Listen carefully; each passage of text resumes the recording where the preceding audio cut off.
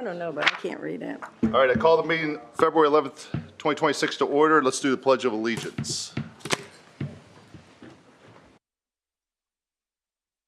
I pledge allegiance to the flag of the United States of America and to the republic for which it stands, one nation under God, indivisible, with liberty and justice for all.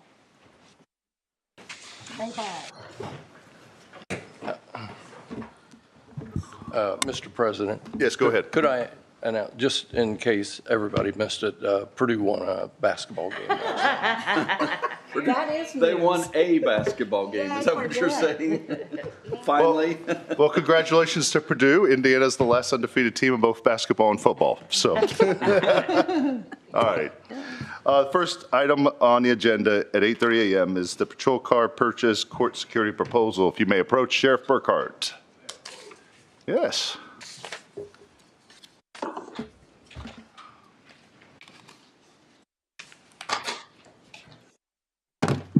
Good morning. Morning. To deal with me first off, that's unusual.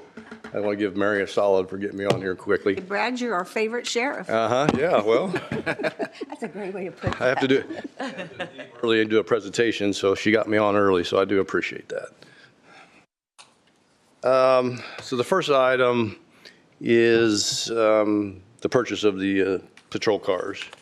I came in January, the beginning of January, and we discussed it, and then I was requested to go back to the commissioners to make sure they were okay with using the bond, the 2026 bond, to cover the cost of those eventually.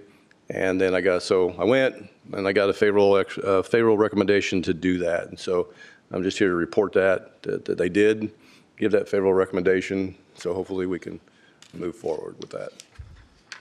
Yeah, and that money, we said in the budget meeting, comes from the general fund, so it'll be reimbursed to the, and it is listed right now in the 26th bond. Okay. Do my order? Yeah. I guess. Okay. Yeah. Great. Yeah, absolutely. All right. Thank you. Appreciate that. Secondly, I just wanted to bring it back up to the attention. In January, I came and we discussed, I gave a proposal on court security staff, additional, with 5 proposed additional court security staff. And so I just kind of wanted to bring it back up, see where we stand, see if there's been any further thought on that, so I know what to do or how to move forward, if Are any. you wanting that on the 26 I would think that, budget, yes. or you want it 26? 26, at least some. I mean, you know, a proposal was 5, but, you know, it's whatever the council decides they could do or not do. I'm sure the judges would appreciate it if, you know, I could move forward and, you know, get some more help over there. I know we got a big trial going on right now, and I'm pulling people from the road and the jail and everything to have to be over there for this particular trial. So it's been quite daunting for staffing to be over there, but this doesn't happen very often with these big trials. So it's on its second week now. So Yeah, I've been over there. There's about 15 to 20 officers. They've been well staffed this Yeah. week. It's well staffed. well, I heard that maybe, yes. At times. I heard that, yes. I think Greg Garitas, when he was here in January about this, told us to wait till they were done downtown. But it sounds like I think last week he said that it's going to be okay for us to consider something like this. And I know we've talked, and I know that you had a student presentation, and I got to learn about, you know, funds that don't exist.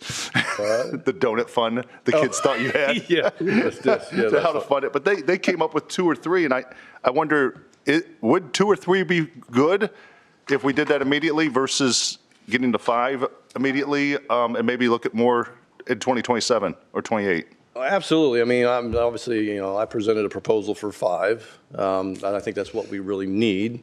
However, it's going to be up to the council to make that decision on what they can and can't give me. So I'll take what you can give me to make things work as best as I can, and then revisit it, you know, as needed. But you know, that's ultimately, I guess, you know, your decision on how you want to handle that. But So each, Three's better than none.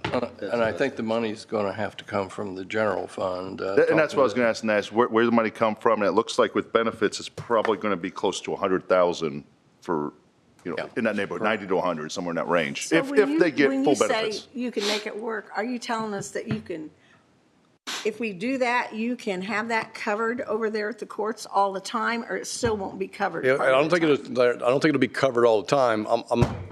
It'll be covered all the time, but I think it'll be with lesser staff.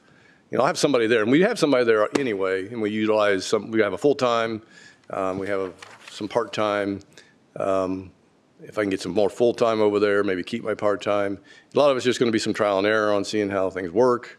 A lot of it's got to do with days off, and we talk about, we can use 3, but, I need 5. But a lot of those got to do with PTO and days off and sick days and being able to rotate. And, so it's not so that I need 5 over there all the time. It's the rotation piece and the days off. I support the idea of the hiring. I support the idea of it coming from the general fund. And honestly, I support just doing it all at once and be done with it because it's coming regardless. So, and we do have the money to do it right now. So I agree with Mary. I'm just really concerned about that. it just takes one episode to, Right. man, why didn't we go ahead? Yeah. And with that, that also provides security for here as well. It's not just the courthouse, but Yes. I incorporated having somebody here in that whole piece. I think it's like 20 years ago, we had nobody during Gray's time. There was nobody there.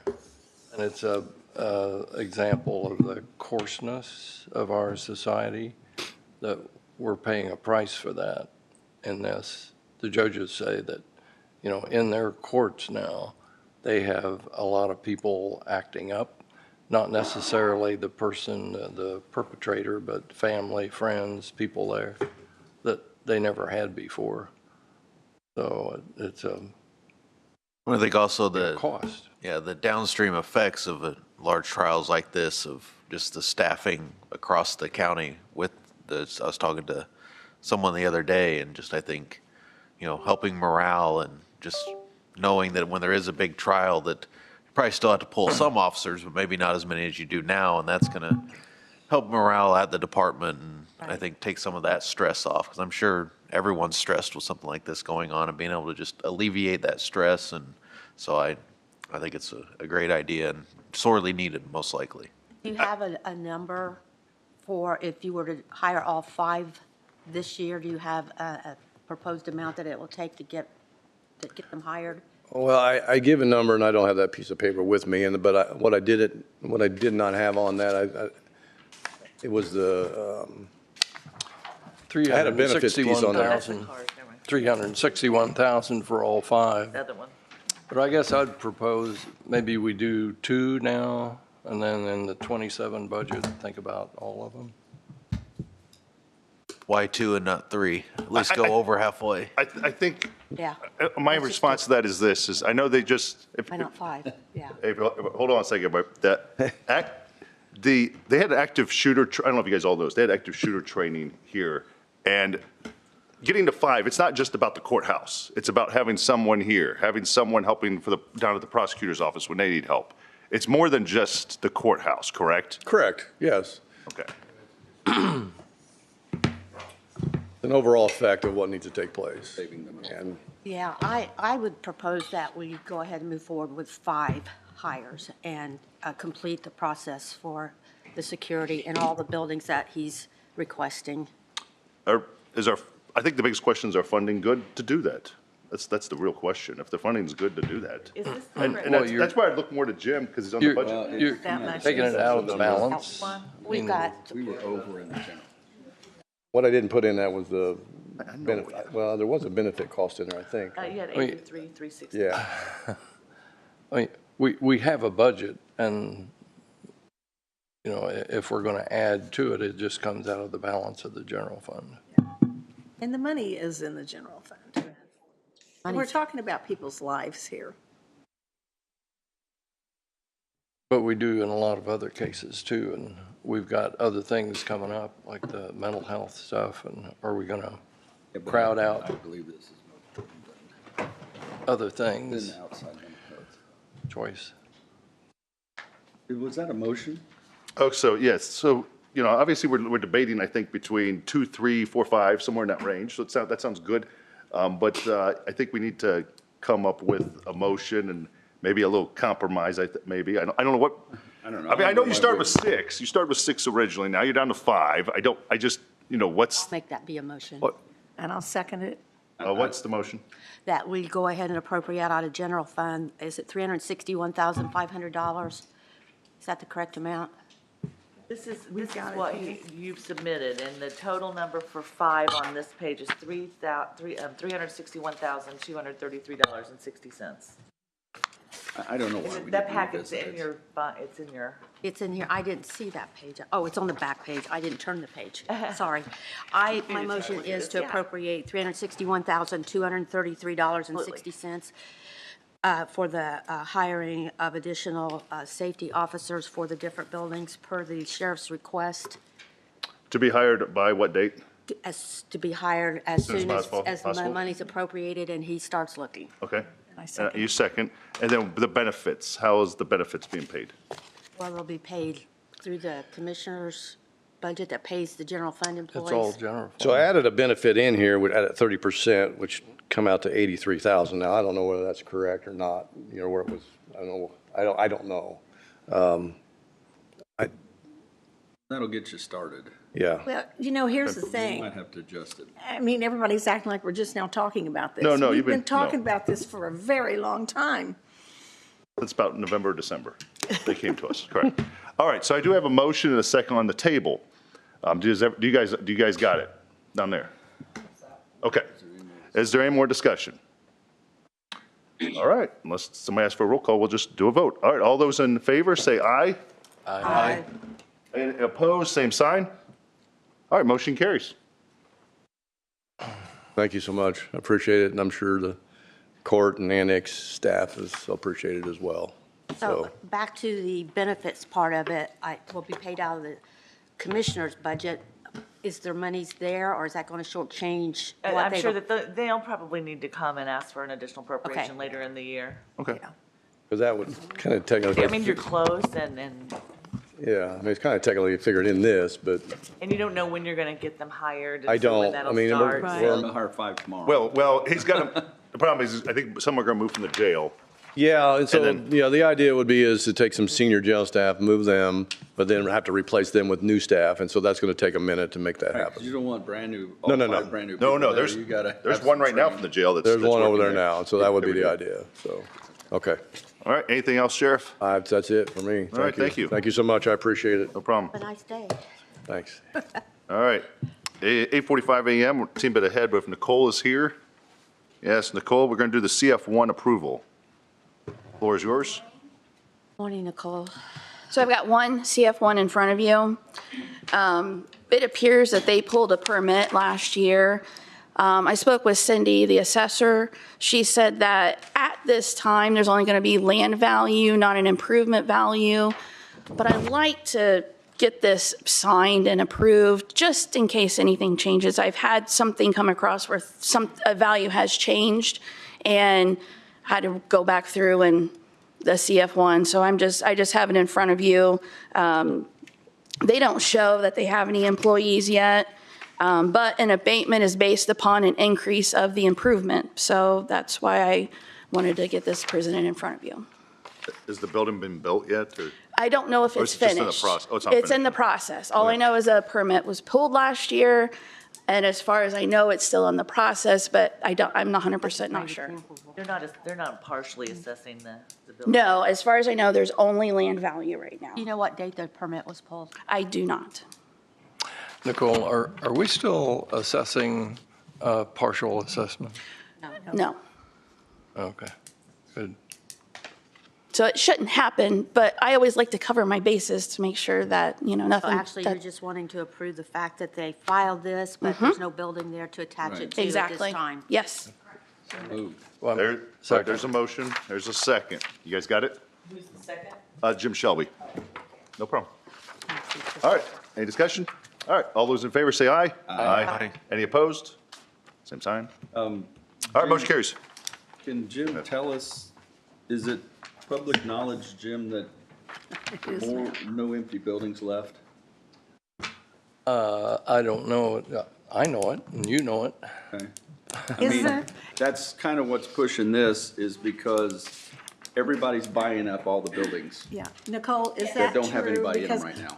I hear it said I don't think there's any that empty there's buildings no million-plus Get that straight, Andy. buildings, but I haven't heard it Yeah, said but that there are That's no what's pushing buildings. this, to get all our ducks in order for these things I can know happening. what last year was submitted, but I'm not gonna know any numbers until. Going to be some Okay. changes this year. Okay. Of every year. So I I would would like- like to know more in Yeah, June. I would like to ask This Jim one, go down or here. Clark to maybe at their next HEDC meeting to ask for an update on the amount of square We could go footage ahead and and/or buildings that are vacant, and if so, how many square feet? I don't know about the square feet, but our inventory now is 0 of buildings. Available? Of any size. Might be Yeah, no, that's some within buildings where you have multiple people, there might be some empty spaces there. I don't know That'd be that. nice if. But we have no HEDC could buildings right report now. that. Well, there is And- a spot on the thing for HEDC. and about but I don't think anybody's going to be. 80% or so of Well, that's the companies that want to come here require a building. They don't build to suit, they want a building. So we don't have anything for people right now. Yeah. You guys are talking about what's the HEDC discussion for the council? I think that was left over from Not me. it was left over from That was to see the budget, wasn't it? yeah, because the budget hadn't been, they didn't have their meeting to pass their budget to give to us the last time we had the thing. But now HEDC has, They've given us a budget. they've given us, they passed their budget and everything's moving forward. Well, so. they had given us a budget, but it didn't really have the employees' salaries on The it. So second now it budget, the does. second budget did, Uh-huh. yes. It did. So now it provided. does. One It in your did. packet right now that does. Yeah. So I think we're fine with And Oh, right there and it is. maybe also. Oh, yeah, it's in our packet. Since we're talking HEDC and have a minute, we are developing an ongoing conversation between council and HEDC. HEDC has an executive committee that meets, and the next meeting will be on the 19th, and that's Kent and Scott will be there, where we are talking about how we can work together to do economic development things, whatever that turns out to be. Part of it is the use of the 5% fee, but that maybe is a smaller idea of what we can do together.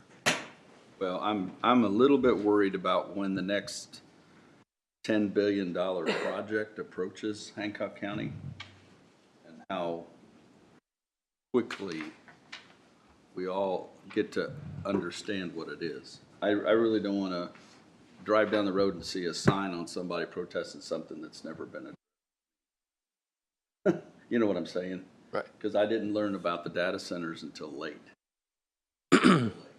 So, do you want me to tell you what's coming? Well, there's a proposal right now, because some land has been zoned, and I think we're going to discuss this probably a little bit later, but some that of it's the been state? zoned industrial, that they're looking, but yeah, what's going on in the state, they're looking at, there's a proposal that's came through our planning department for a data center. Yeah. In a place that's already zoned industrial. All ready to go Yeah. if they choose to move Yeah, forward. yes. But Right. we do want to make sure that that particular site is in the TIF. And I don't think that's That site's in- absolutely that site's true. not in the TIF. So there are some Positive. I things know that where it's we at. can do together to make sure that when something Right. like that comes along, even if it is In zoned. the end, though, the only leverage we have on anything is not giving them tax abatement. Right. If they have the zoning and That's the all we can funding, do. Because the zoning's the commissioners. Has the commissioners addressed they're the ones that draw the lines for the TIFs.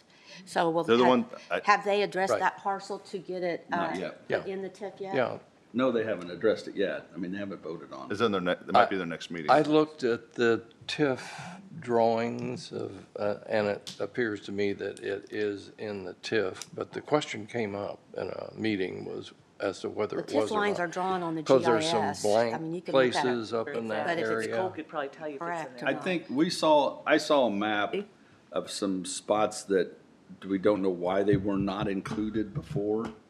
And I think Yeah. there's gonna be some cleaning up. Because, we TIFed so much at one time because the state said they would take it from us if we didn't. So I think there's gonna be some outlying cleaning up spots. We hope those were homes, because you don't put a home in a TIF, but We can. Yeah, There's residential TIFs in other parts of the state. yeah. because it was done in kind of a hurry, this last one. Can't collect on it, though. But by working together, I think we'll all come Identify out 'em better. and- Yeah. And there is a big project coming up that's actually a $20 million project. It's not a company, but it's a infrastructure project on North 9 that will be presented in the April council meeting by Nine Star. We're partnering with Nine Star on it, and the financing will come up as to how to do that. Let me ask a stupid question. If somebody comes in and says, okay, we're gonna put a facility here, we're not gonna ask for tax abatement, those zoning's already there, everything, but we're gonna take all of your electricity. What power does the county have to say, no, you can't do that? Well, when they come in and ask for,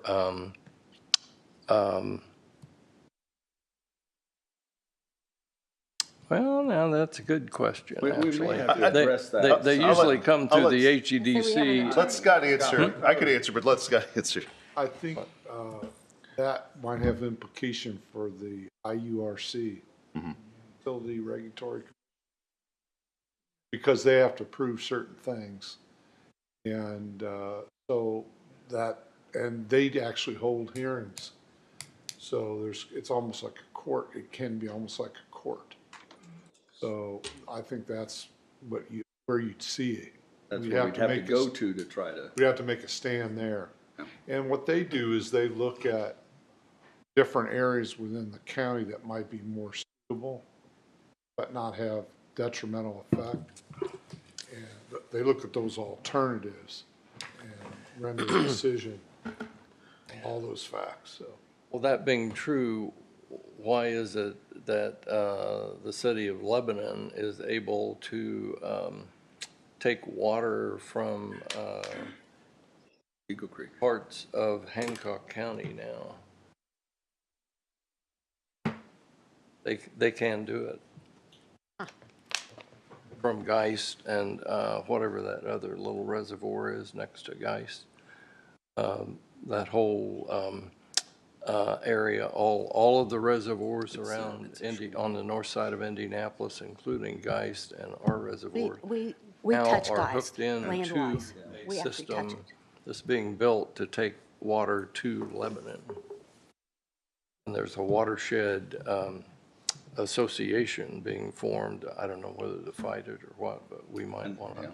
I don't know No, if look that's into been that. approved yet. They're basically trying to lock up all of Geist, Eagle Creek, and all of them. Yeah. Because Eagle Creek is under a big thing now too, where they're trying to lock up all that water so no one else can get to it. It just promotes my theory.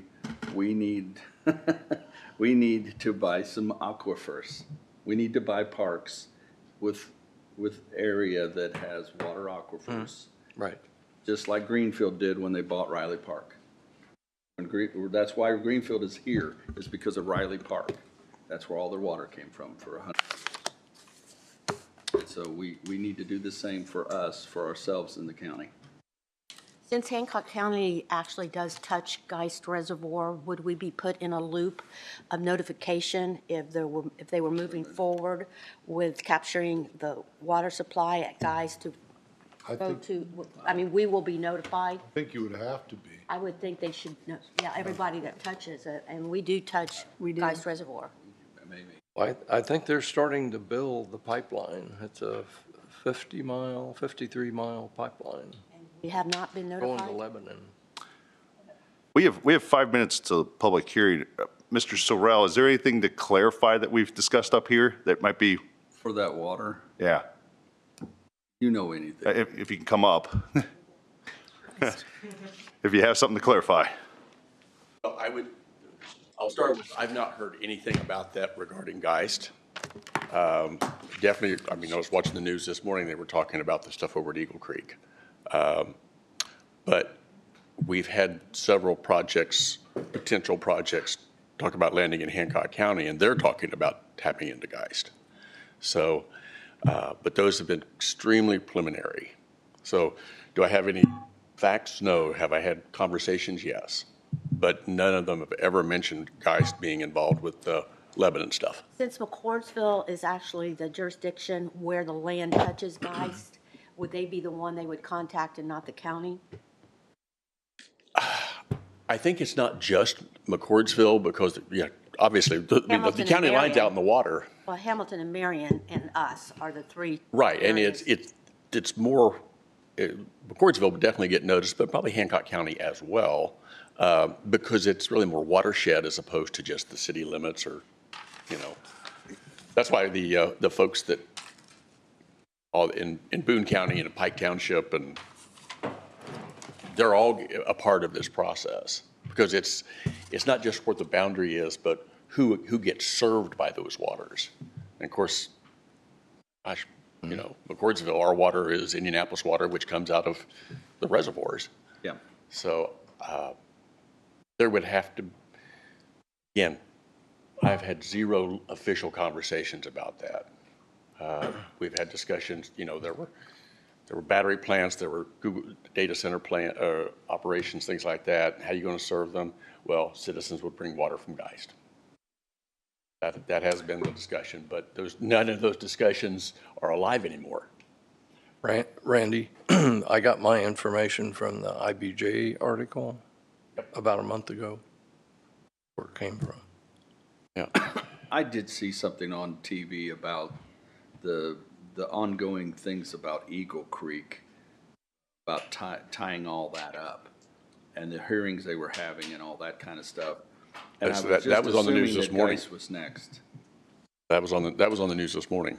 Yeah, because People, whatever happens at Eagle Creek is going to turn around and happen at Geist, I believe, in order for somebody, either one county or somebody, to tie up that, you know, that reservoir, or, you know, that extra capacity.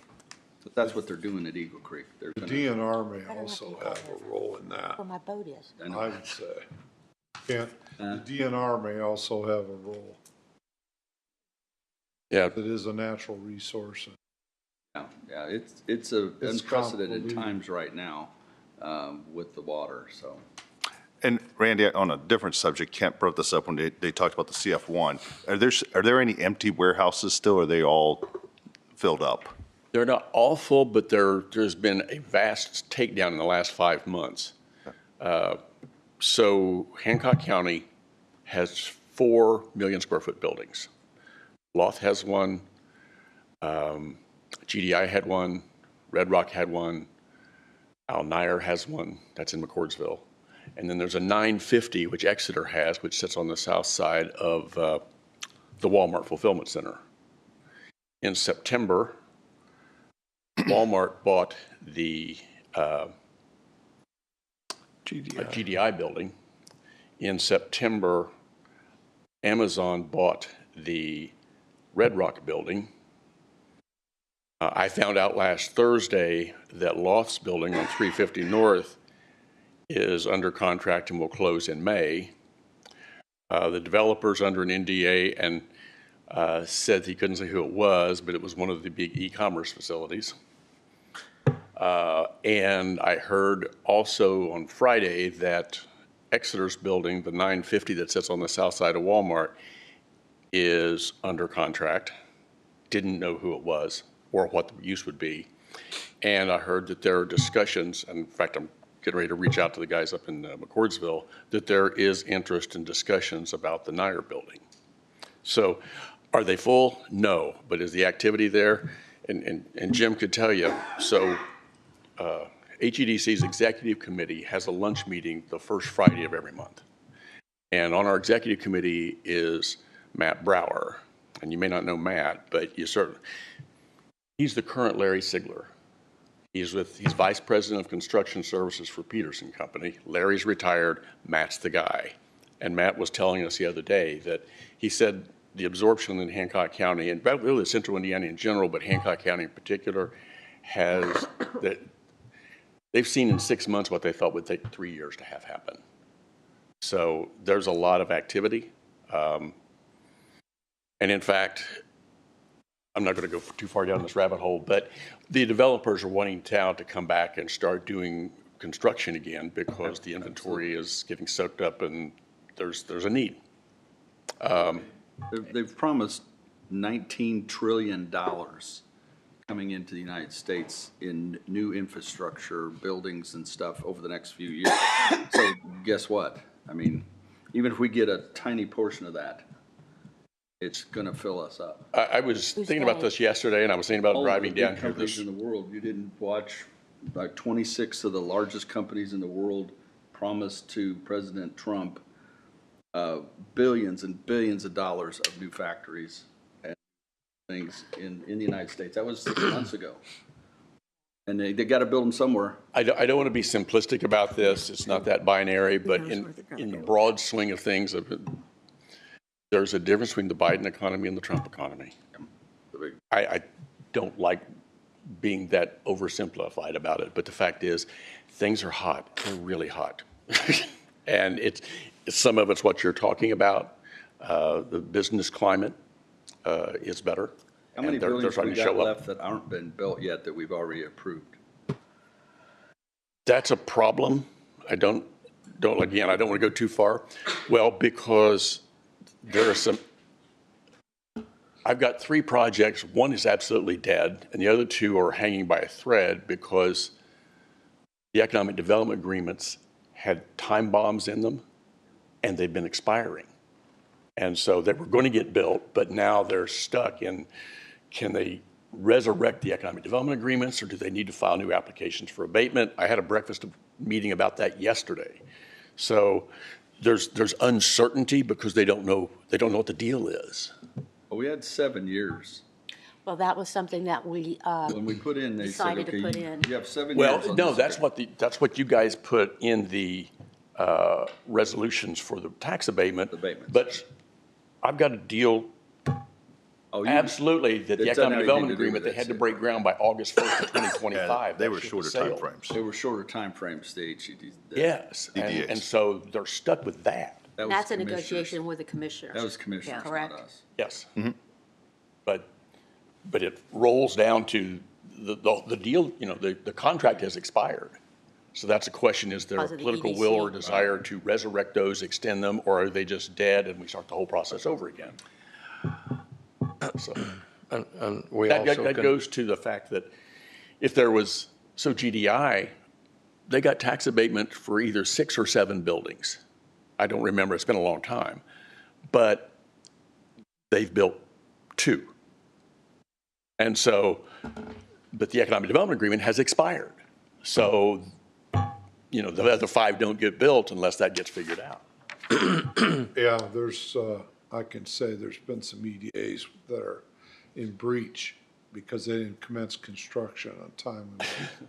And then they say it's market conditions, but, well, you gotta build that into your agreement if you can as much. So I-3 failed. Yeah, Sounds like a commissioner problem. We've got, If it's EDA, it's there's commission. probably some on the horizon or every day. where they're gonna expire. And there's also an argument to be made that at least our EDAs, as we were working with them, are now obsolete. We don't need them. And I understand that, and I don't disagree, but I don't have a clear message as to what to tell the developers of where they stand. So it's, well, we may do this, we may do that, we're not going to do this. I don't, those are vagaries out there, which is starting to slow some things down. Maybe we can just call them obsolete and go on, yeah. Commissioners, I it's- thought had. So 9:05 a.m. I appreciate Randy coming up here, talking about, helping us with HEDC discussion. I appreciate Randy for taking time to come up. Unless there's anything else, we're going to go to the public hearing, additional appropriations. All right, first up is Fund 1001, County General Sheriff, in the amount of $833,280. I open the public hearing. Anybody have any comments? We're sure The $833,280 is about the purchase of new vehicles to be reimbursed from bond. okay, gotcha. Appropriation. All right, all right. Not hearing any comments, I close the public hearing. Take a motion. Motion to approve Fund 1001, purchase of new vehicles for $833,280. Excuse me. Is that going to have a caveat that that'll be reimbursed through the 2027? Six. That'll Six be- bond? They'll be reimbursed through the 26 bond. Is that correct? Yeah. Yes. Yeah, and I'll second it. All right. Got a first and a second. All those in favor say aye. Aye. Any opposed, same sign. Motion carries. All right, next up. Fund 1001, County General, IT Department, $60,000. This is for a new media specialist position. Bernie came. I opened a public hearing. Anybody have any comments?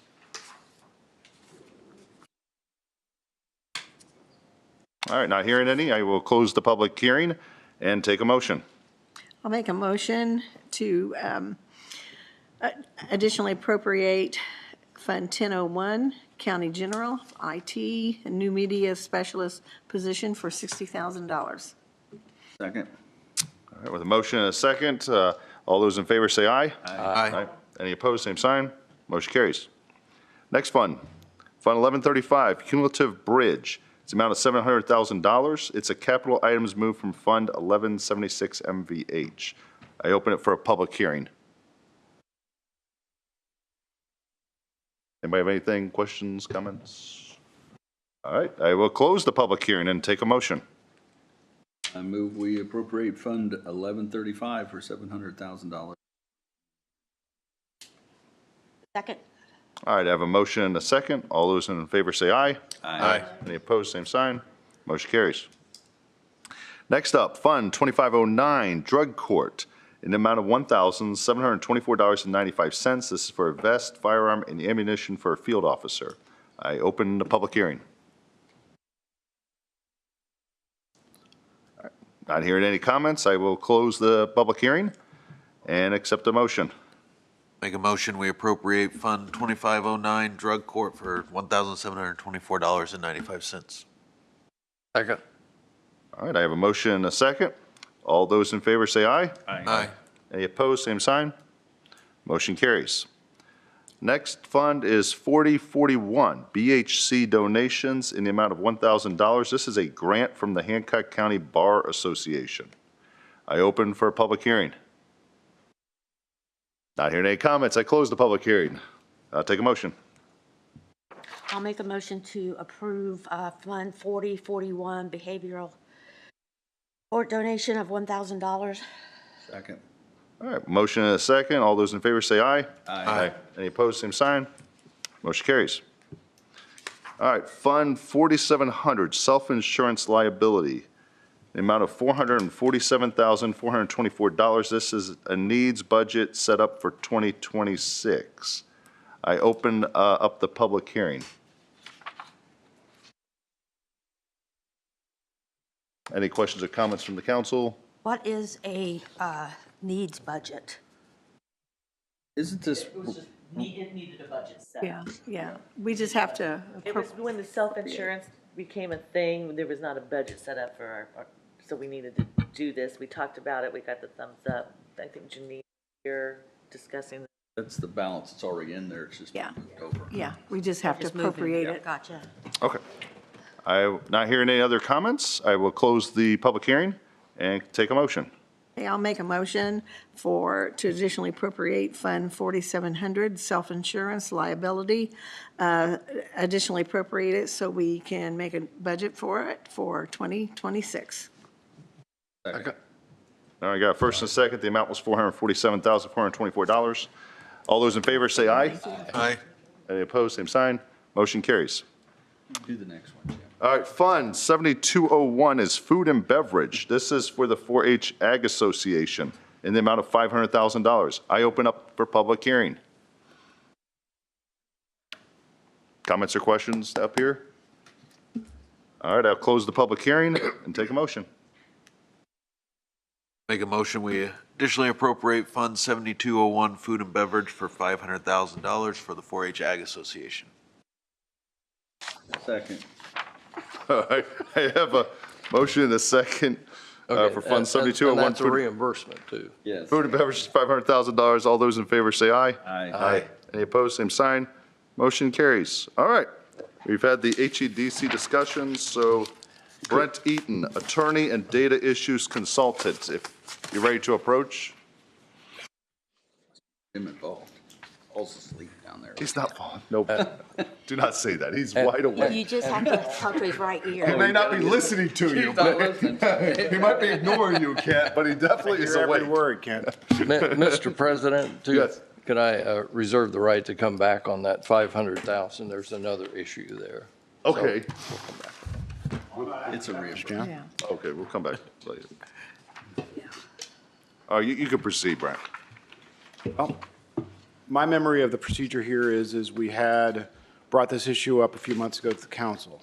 My recollection is council voted, sent it to commissioners. My recollection is commissioners sent it back to the budget committee. At that meeting, we had further discussion at which it was, pardon me, it was decided that everybody wanted to have their 2 cents in to have an RFQ which satisfied the concerns and would broadly address what we see as issues moving forward. At that time, I said, well, okay, well, Scott, if you would send it to everybody, and then we'll come back, and if people have suggestions, we can all talk about them. Hopefully, we can agree and send something out. And so that's where I believe we are. I don't know if there are suggestions from y'all about what we should change or not, because no one's talked to me about it. But I'm happy to discuss it. I think the only concerns I had reviewing the RFQ is it mentions staff multiple times. I think everybody up here is very well apprised from you that you need more staff in certain areas. We know that. You've presented to us many times. You know, when you were talking about $60,000, I think we're thinking about, hey, would it be better to use this to replace the grant? Would it be better to use this money to get another staff member for you, to start that process? And so if it's truly about efficiency, then we're interested. But if it's about, okay, we need more staff, we know that, Brent. We know. I've came up here, 2 years ago, and I argued for more staff for you heavily, and I think I got, 1 or 2 people then. So I think we're well aware of that. I think the real question from us probably, and I'm not speaking for everybody, at least for myself when I've talked to people, is this truly about the efficiency, and that's the concern. Otherwise, I think we'd probably do it. I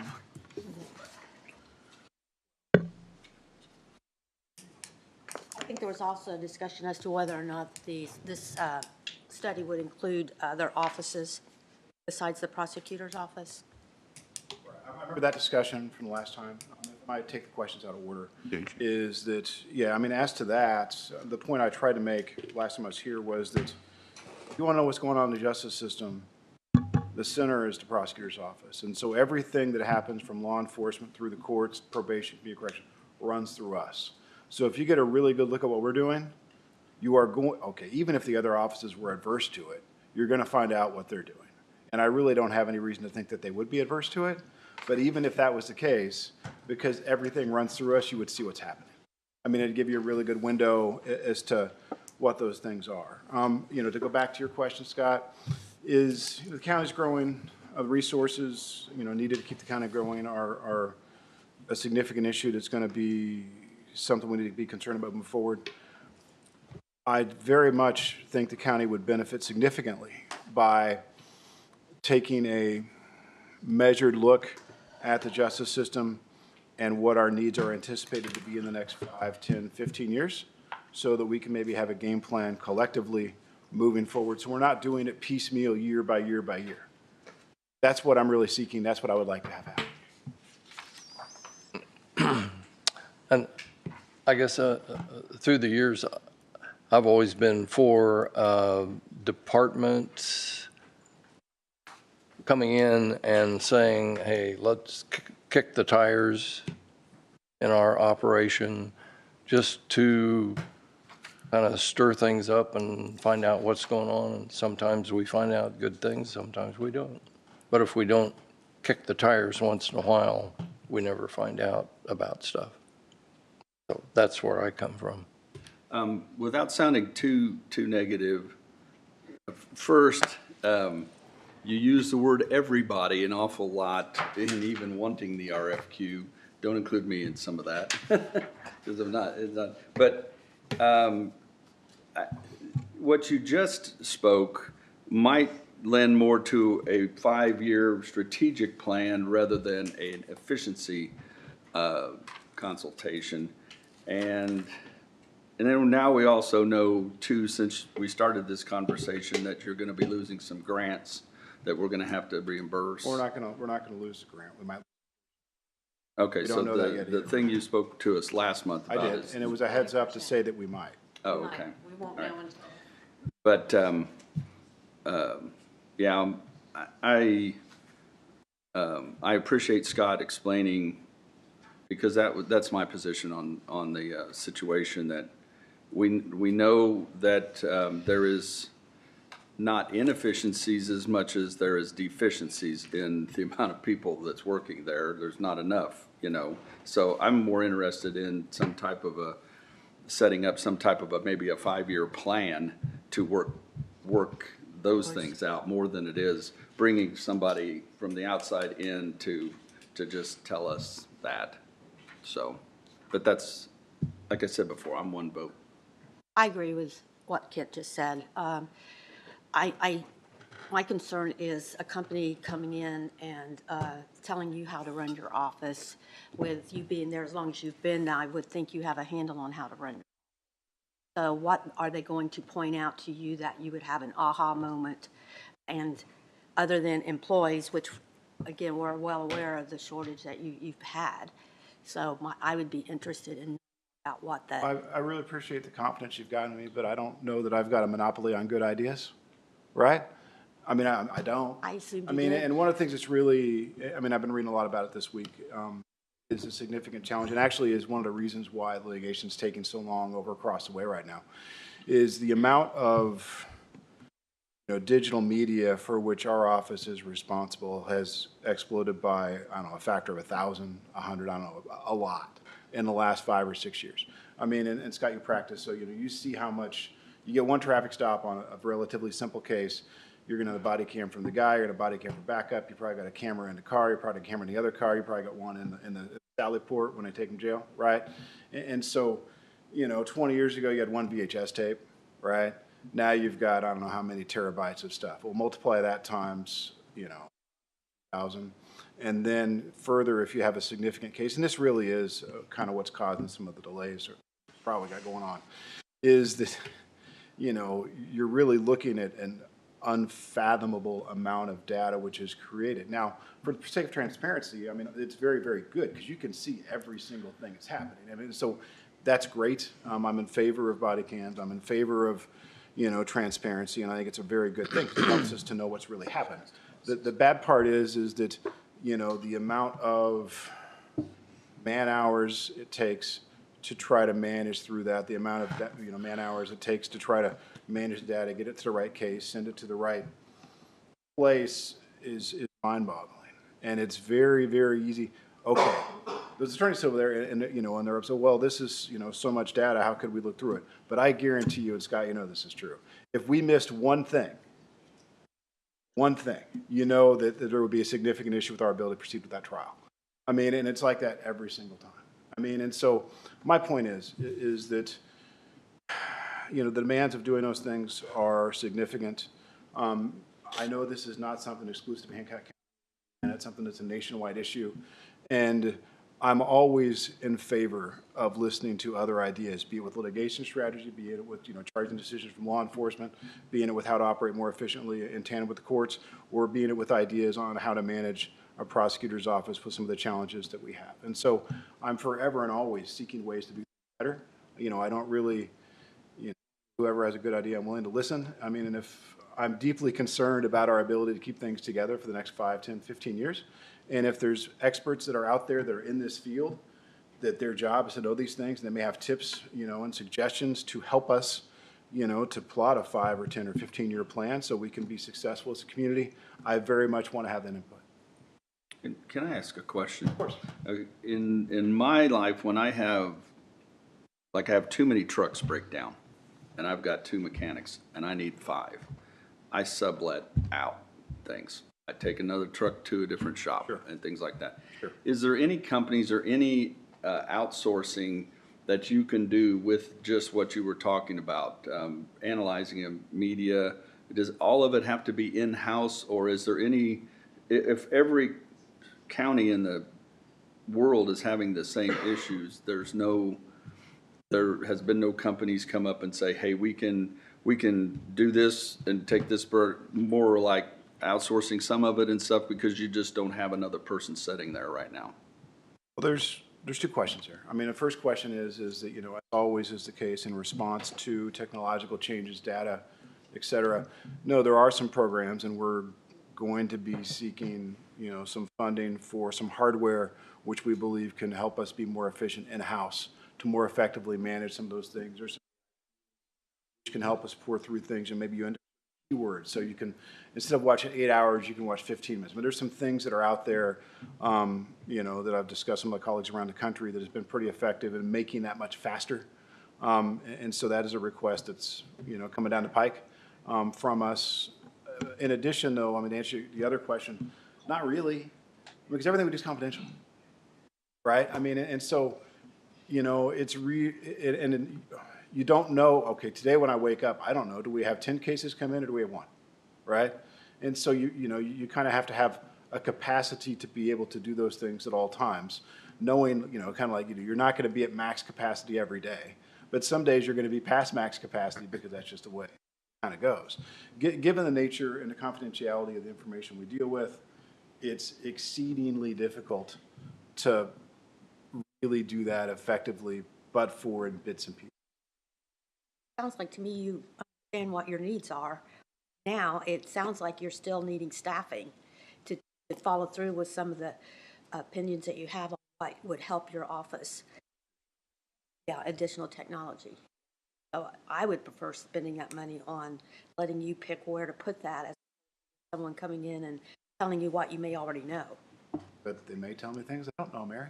True. And I guess that's the thing, is again, I certainly, and okay, I know I don't have a monopoly on good ideas. And I'm always seeking good ideas. It's a really challenging time for our profession. This is a few of the things that we're dealing with. Obviously, I've been in front of you before. The recruitment and retention of talent in the legal field is also a challenge. The recruitment and retention of, solid administrative staff is a little bit of a challenge. There's all of these things. And I just want to do whatever I can to try to make things better. And, in addition to that, I'm not looking at a window of like next year. I really would like to have something, and I think it would well serve the community to have something where we look at the justice system with the courts, et cetera, and say, what do we want this to look like in 5 or 10 or 15? And what are the efficiencies, et cetera, that we can create to make that work effectively? I'm concerned if we're going to continue to do it in a year-by-year piecemeal fashion, we may end up with a product that 10 years later we think, well, boy, we could have really saved some money if we would have looked at these things differently. You've been doing this for 12 years. You're going to 16 years. Obviously, you go to a lot of conferences and learn about a lot. And, I try. Yeah. If you were in my shoes, Brent, would you say, okay, the efficiency is more important and better than me getting another staff member right now? Well, there's a lot of value in having a good, clear idea as to where we're going to go in year 2, right? Things are not getting easier. Litigation is not getting easier. And so, I understand how, the budgeting works, and we have to do year by year, and you don't know what's going to happen year to year, and I understand all those variables. But, boy, I think it would really help community corrections, probation, the courts, and our office if we had a pretty clear idea as to what we should expect and what we would collectively need in those windows. And frankly, I think it would help you all, because then there would not be something where every year you're kind of, what these people are going to do, what these people are going to do, and you kind of put it together. It wouldn't be perfect, but I think a little bit of a roadmap there would be very, very valuable. Well, as far as the money goes, for efficiencies, we use food and beverage. For people, we use general fund. So it's two different Yeah, I know. pockets of money, and I'm sure you're aware of that, yeah.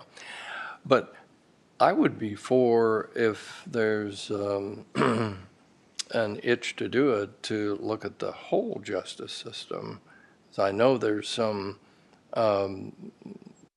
talk of already of combining like community corrections and probation, which this study would not do.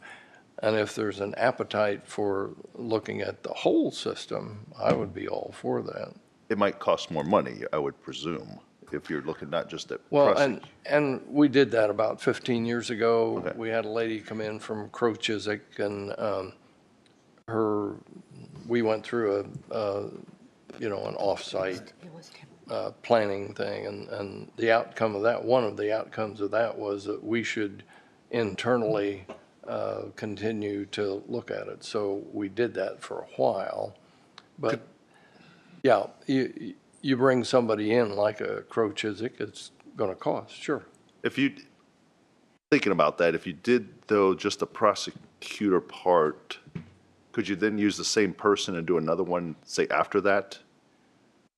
Since they already have all the data and maybe they can, Are the judges on board with someone coming in and doing an evaluation on their offices? I doubt it. I mean, if I was a judge, I would have. That would have been my answer. I've not had that discussion with them. I'll be very transparent. I've not had that I'm a discussion with them. Well, I to think you answer started- your question, at the time that we did that, that was a recommendation, but we didn't want to spend the money Oh, okay. at that time. We didn't have the money. Well, and we're still Yeah, at the RFQ process. So, Scott, you can help me out here. But I mean, we could easily just add on to the RFQ what's also a quote for the entire judicial system.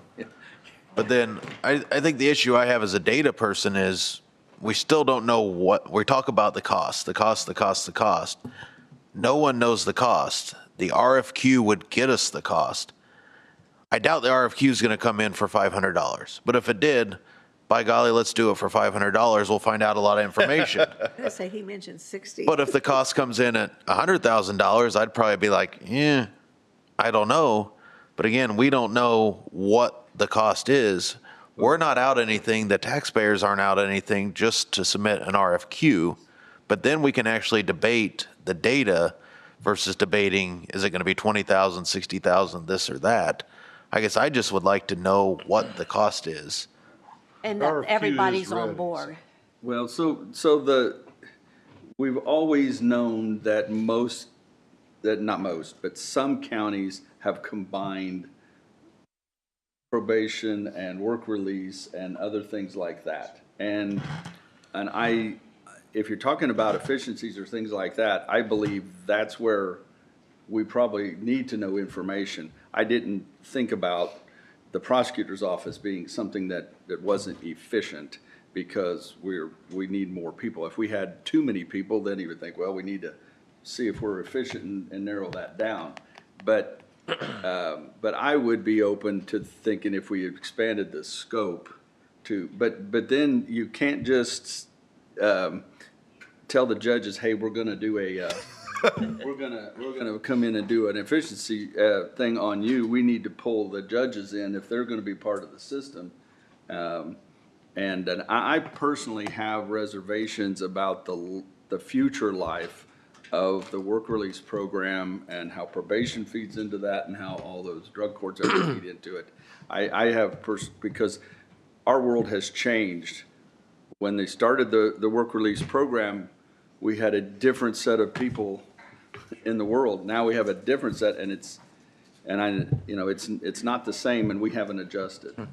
Well, maybe we go ahead with this RFQ and get a conversation going with whoever responds to it and ask them about, maybe can it be expanded into adjacent areas? And as far as the judges go, I can tell you the judges are very open to talking about their system. I had presupposed. As long as we have lunch, sir. I had presupposed, I mean, that it would incorporate conversations with what I'll call the adjacent parts to the prosecutor's office, which by virtue of, and you know, a lot of it has to do with trying to have all of the data, you know, place where you can kind of see all of it and how it all interacts, and then, you know, identify things to make it work better. I just know that if we continue to look at the justice system as a series of individual unconnected parts for 5, 10, 15 years, you are very likely to end up in a place where you're going to wonder how you got there. And it's going to be more expensive and less efficient than you're going to want it to be. I can guarantee very few things in life, but I'm pretty sure I can guarantee. But that's not what you're advocating here. You're advocating was taking one small piece, not small, but one piece of the justice system and then isolating it and seeing if it's efficient without incorporating the others. That's why I was saying, I mean, I would be open to incorporating the others into it and seeing if there's benefits. Now, yeah, asking for an RFQ doesn't cost us a lot of money, and I'm still not saying I'll agree to pay for that after they've given us a quote. But if we included some of the other things, I think that's where our real value is going to be. Is this company located here in Indiana that would do it? That's the Well, RFQ would identify I would companies. think it has to be from Indiana because they would have to know how the court system and the prosecutor's office works in the state of Indiana. So I think that's vital, that they're a hands-on. And when Why we get the don't we go RFQ, if there's 4 submissions and 2 are from out of state, then we just Yeah. axe those 2 right away. I So didn't that's know what- if you had one in mind. Right. I don't know, I mean, you know, I do know that I think those that are vendors, I guess, that are experienced in the criminal justice field are ones where I would have a strong preference for than I would for someone who's not. I mean, and if somebody's from Ohio, but they've done criminal justice work versus somebody that does corporate stuff and is not experienced with the justice system, I would lean to the people in Ohio because they know the subject area.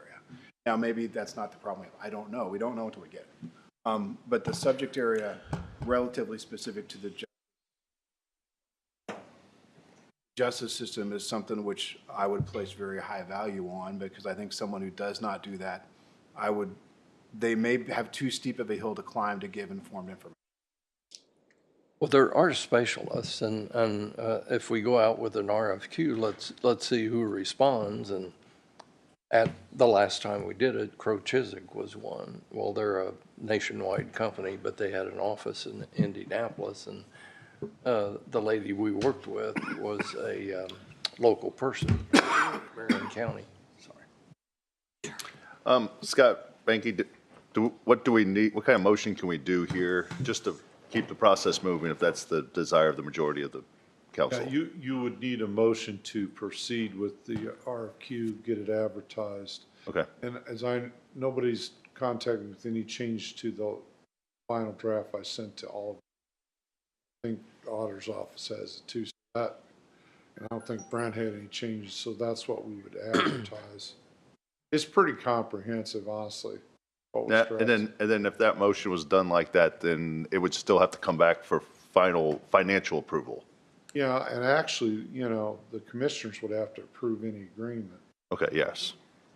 I make a motion that we move forward with the RFQ as presented, and once we get the results back from the RFQ, that is presented to us and the commissioners, and then we work together to decide if we move forward or not. But the motion is just to proceed with the RFQ process. Second. All right, is there any discussion or request for a, I'm going to stay skeptical. And I want to make sure, Scott, that the RFQ does not cost us anything, correct? Besides Other your than time just to the put it together. Cost of the advertisement. Yeah. No, There's an advertising fee. Yeah, so very minimal cost. yes. Let's do a roll call then. Okay. Councilman Clark, Aye. Scott, Yes. Kent, No, I don't think it needs to be a unanimous vote. I think we still need to think about this. Robin. Yes. Yes. All right, motion carries 1, 2, 3, 5 to 1. I do want to make a quick comment, though, that I'm kind of leaning towards, I would like to see him get more staff. I don't think we can do both, but we'll see. I may be surprised what comes back. But obviously, he's doing a great job. I don't hear complaints. And I know they need more staff. We all know that. And I just want to make sure that he has the staff that he needs. And like I said, I don't hear complaints. He keeps getting elected over and over. Well, he doesn't So- have an opponent this time. Yes, but there's a reason he For the doesn't. first time since like 1982, I think, or something. But there's a reason he doesn't have an opponent. Usually when you don't have an opponent, they think they don't sign up because they think they can't beat you. And, I just want to tell him that, I feel like he is doing a good job. That's very generous. If you're so interested, I'm sure I can find Yeah. people who disagree. And I don't want you to be seek out short. other- I don't want you to be short on staff. I know what that's like to try to do everything, I yourself. appreciate that. I mean, and I really do. That means a lot. But, I think we should always check all of our avenues. That's my It's 2 going to cents. look a lot different in 10 years. And I really think we would benefit effectively, or we are not going to like where we end up. Not until What, 9:45. if anything, do you all need me to do? I don't think we need anything, and let's, It just needs to be advertised. You got to work. We don't do the RFQs, we do them for the commissioners and the council members. So most of the departments do them themselves. So I would, we can do bid portal. We can share that information with you. We can That's what I'm help you asking. do that. But Yeah. You can give Brent some direction. absolutely, absolutely. So we'll have Sarah reach out with all of those portals for you. do you guys want to take a break? Because I know Mary's taking a break. Yeah. All right, let's take a recess till 9:45 when we'll resume with what's next on the agenda.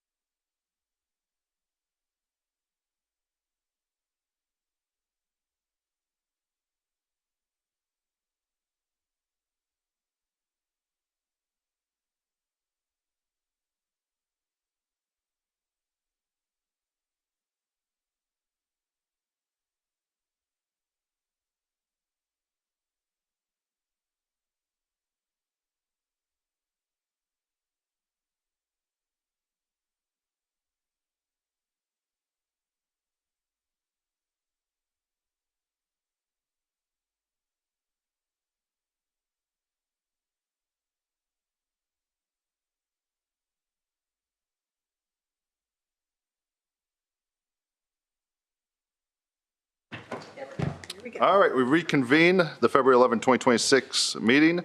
And next up at 9:45, agenda item, additional appropriation request, John Jokantas and Greg Shamblin. I'm ready to say no to John Jokantas. Not as good as you. Really, I'm serious. Well, John's not coming up here. No, because look at here. He's scared to get the no. Something bad. Yeah, you know it's not good if he's not coming up. I know, and he doesn't have his tie on. Playing the role of John Jokantas today. Assistant over here. Sorry. He's got backup. I am here to request for a approval to advertise for an additional appropriation. This is regarding our battery backup system, our UPS system. We were planning on replacing the batteries within the system in 2027. We are now being advised that we need to get that done sooner than later. So we'd like to get that added for this year so we can start that process. We do have space in our lit that we can absorb that ourselves. I know there was some discussion before today about potentially the bond for it as well. We're looking at $16,549.77 is the total from the quote. Darn, I don't get 16,490.17. Sorry? 16,490.17. No. 16,549.77 cents. Well, I wouldn't even close. Can that come out of your GO bond? We're going to be tight depending on the window replacement. But we're just, it's just the additional appropriation. Additional appropriation. Yeah. Okay. Okay. Got space in the current lit. Okay. So in it, What? it's an advertise. Yes, it's a Correct, thumbs up correct. because it's It is a additional, thumbs up, and then we'd have a public hearing. But if you have any questions, you please ask now instead of, because you'll probably forget when we do the next month. Really? What's this one about? Well, 16,000. All right, thumbs up. All right, please advertise. Thank you for coming. Thank you. Thank you. That's Fund 1235, correct? The lit piece out? Correct. Okay, thank What he has on here. Okay. All right, we're now ready for now we're ahead of schedule again. 10 a.m. additional appropriation request with Gary Poole. Okay, it sounds like you already did the public hearing for the $700,000 for the bridge, so we can skip over that one on here. So the third item. Thank you.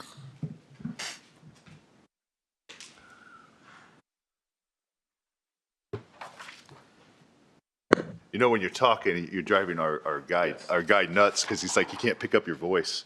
Oh, I know it's tracking me right now, the camera. So my first ask to advertise, I forgot to add these. Deborah found this as a mistake I made last year. I didn't add the line item for my culverts and small bridge repairs, which is why my 1135 had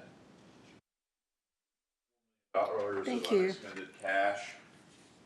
I don't need all of that. We have another bridge coming. But the first item I'm asking for is to advertise $1 million for this.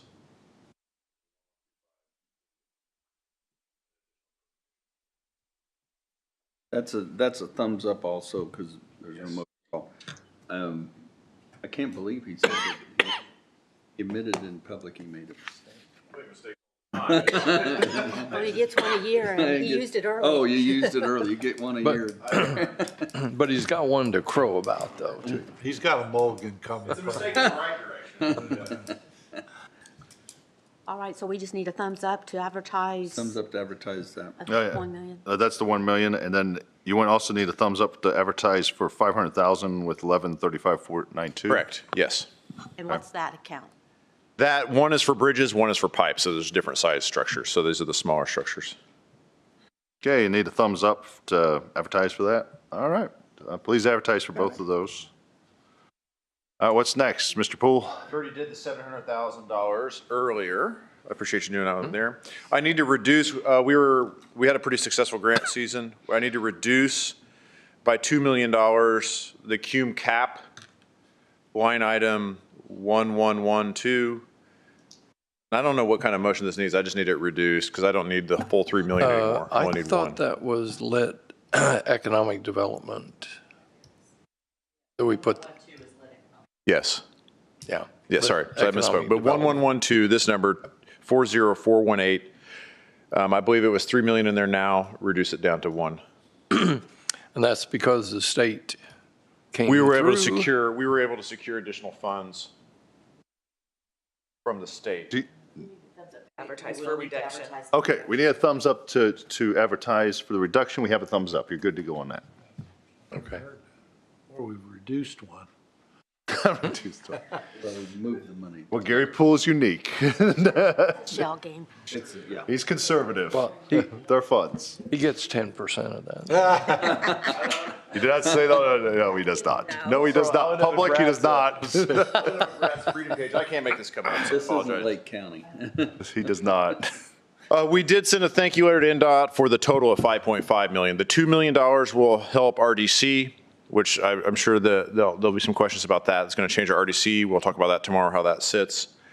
One of them helped our bridge, Cume Bridge, which is pretty safe, and then this one will help with the Cume Cap. And I know there's a couple other projects that were in the lurch until we got that more cash for it, so that should help with that. So we sent a thank you letter to the state, let them know we appreciate them sending some of our tax money back. Jack and Sons, I've mentioned that before. We have an offer out to them. It is sitting. We're working with the city on that. The prosecutor's office, we're closing out the construction there, and we're getting ready to finish up the old jail, just so you know. I'm just bringing you in the loop on some things.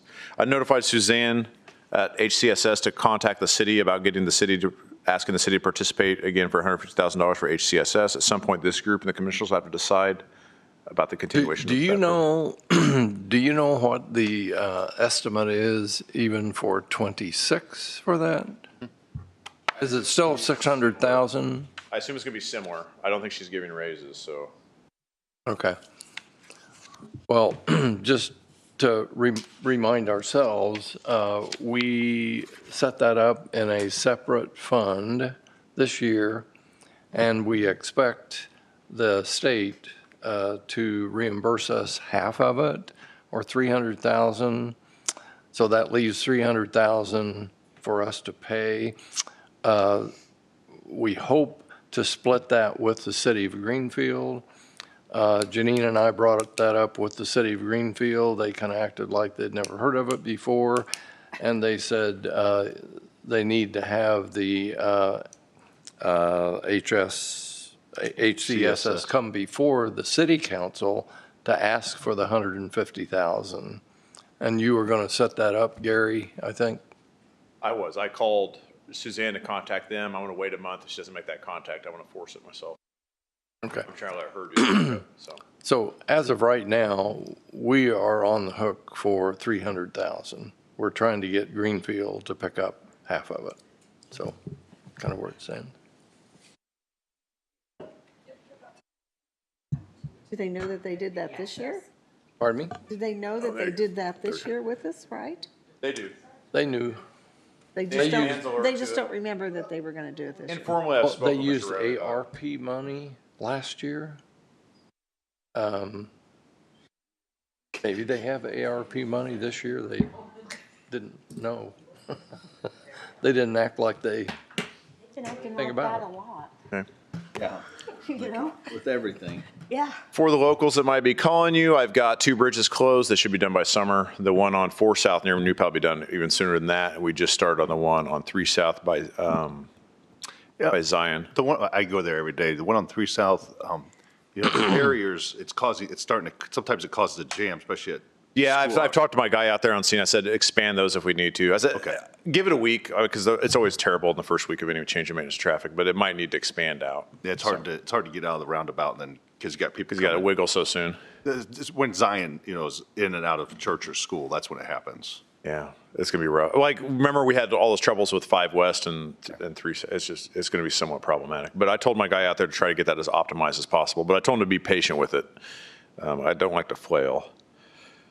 Possible disaster funds for the snowstorm look unlikely.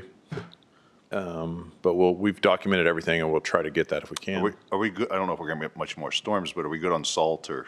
We are. Okay. Some of our peers are not, but we will help out our own people within the county as we can, if it comes to that. Who have you helped We out? charge, Charge. Upcharge? do not upcharge. We can't make a profit off the other government units.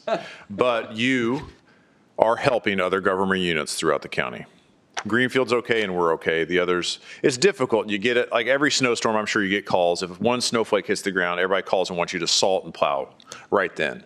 But you can't do that in December every single time, or you don't have salt now. You have to think long, and it's hard because it's easy to make a phone call and just think about now, but you guys have to think long term. So I appreciate you guys letting me It's ration it a little bit. It's very hard to budget salt from year to year, when some years you need 90,000 tons and the next year you need 10,000. Well, I feel like the captain on the life raft with all the food under my butt. I know. And like people are like, we need some. I'm like, like I'll wait till it's warm. Anyway, we're okay to answer your question. Okay.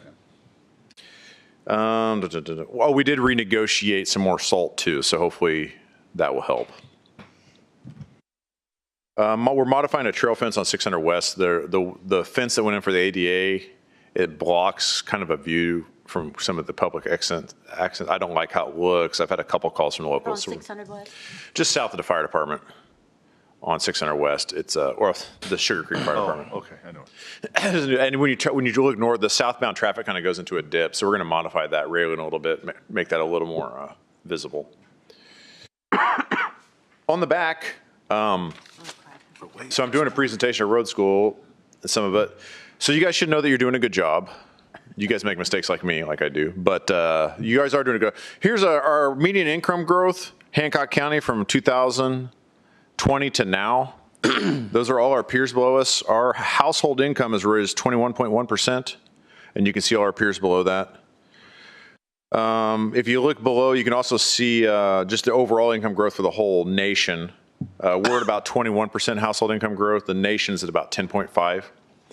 So a lot of I know we're fiscally, we're working as a team. We make plenty of mistakes, but I do think we are having a net positive impact. You guys should feel good about that. Below is our county spending as a share of GDP. So I always like to make sure, like I check my own overhead rates and stuff to make sure I'm efficient. Generally, counties fall between 2 and 7% of the spending in the county comes from government. We're at 3%.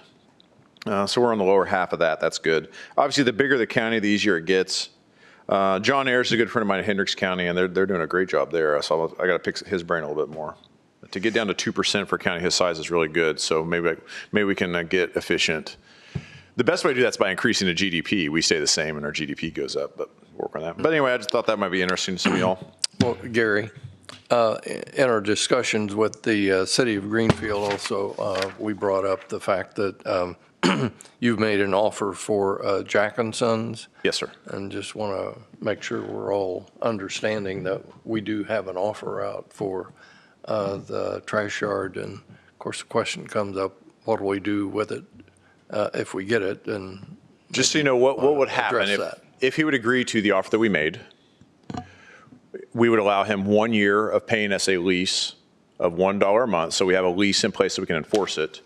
And he will not be allowed to bring anything on site. He'll only be allowed to send things out because he has some concerns about his two sons that work there. And we have concerns about all the garbage that's there, recyclable materials that are there. And so those, it'll allow him to go outgoing only, but he has a lease. So if he violates it, we can cancel the lease and be done. There environmental concerns I or didn't know you things that's could going to have to recycle happen? contaminated soil. There are some I heard environmental that. concerns. Greenfield's working on a brownfield project for it.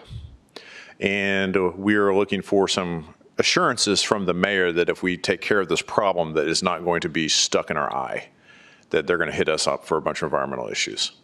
So before we pull the trigger on that, we'll have to sit down with their executive staff to make sure that, hey, we're doing you a favor.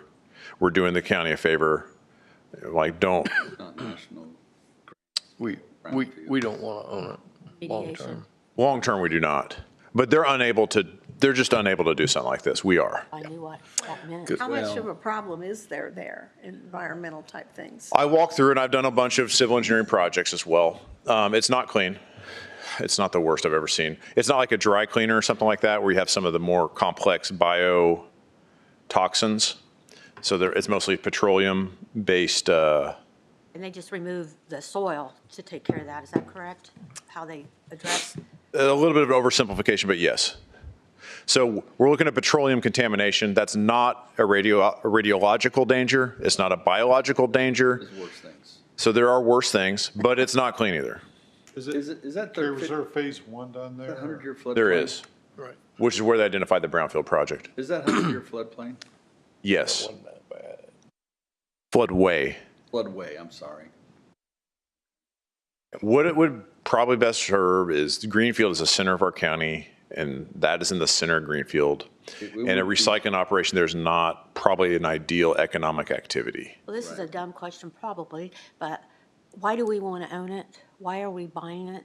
We don't want that economic activity near the center of our largest town, largest population area in the But we county. don't have a plan in place for what would happen. It's still county there. property, right? It would become county property when we would buy it. Oh, it's. And then if we would sell it to another economic activity, the county would recoup the money.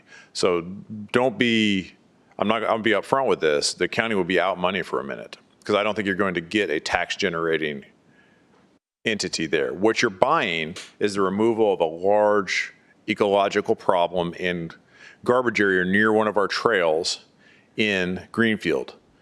It also helps with some of the homeless encampments there, is a side effect. It really slows down the economic development of Greenfield. Greenfield wasn't interested in buying it? They're just not able to move like we are. They're very interested in buying it. I was They're gonna not, say they they're want it. unable. Yeah, I know they want it. Yeah. And that's why we want it. Okay. We had some insides with Jack, so Yeah. we're just helping. It is rational that we don't want a scrap operation in the center of our I dense think the populated key area. is getting the activity there stopped and then not go on for another 20 years. But it's outside of my jurisdiction. I'm already, everything we're doing is fine, but it is a lift. I know the county has wanted it for a very long time.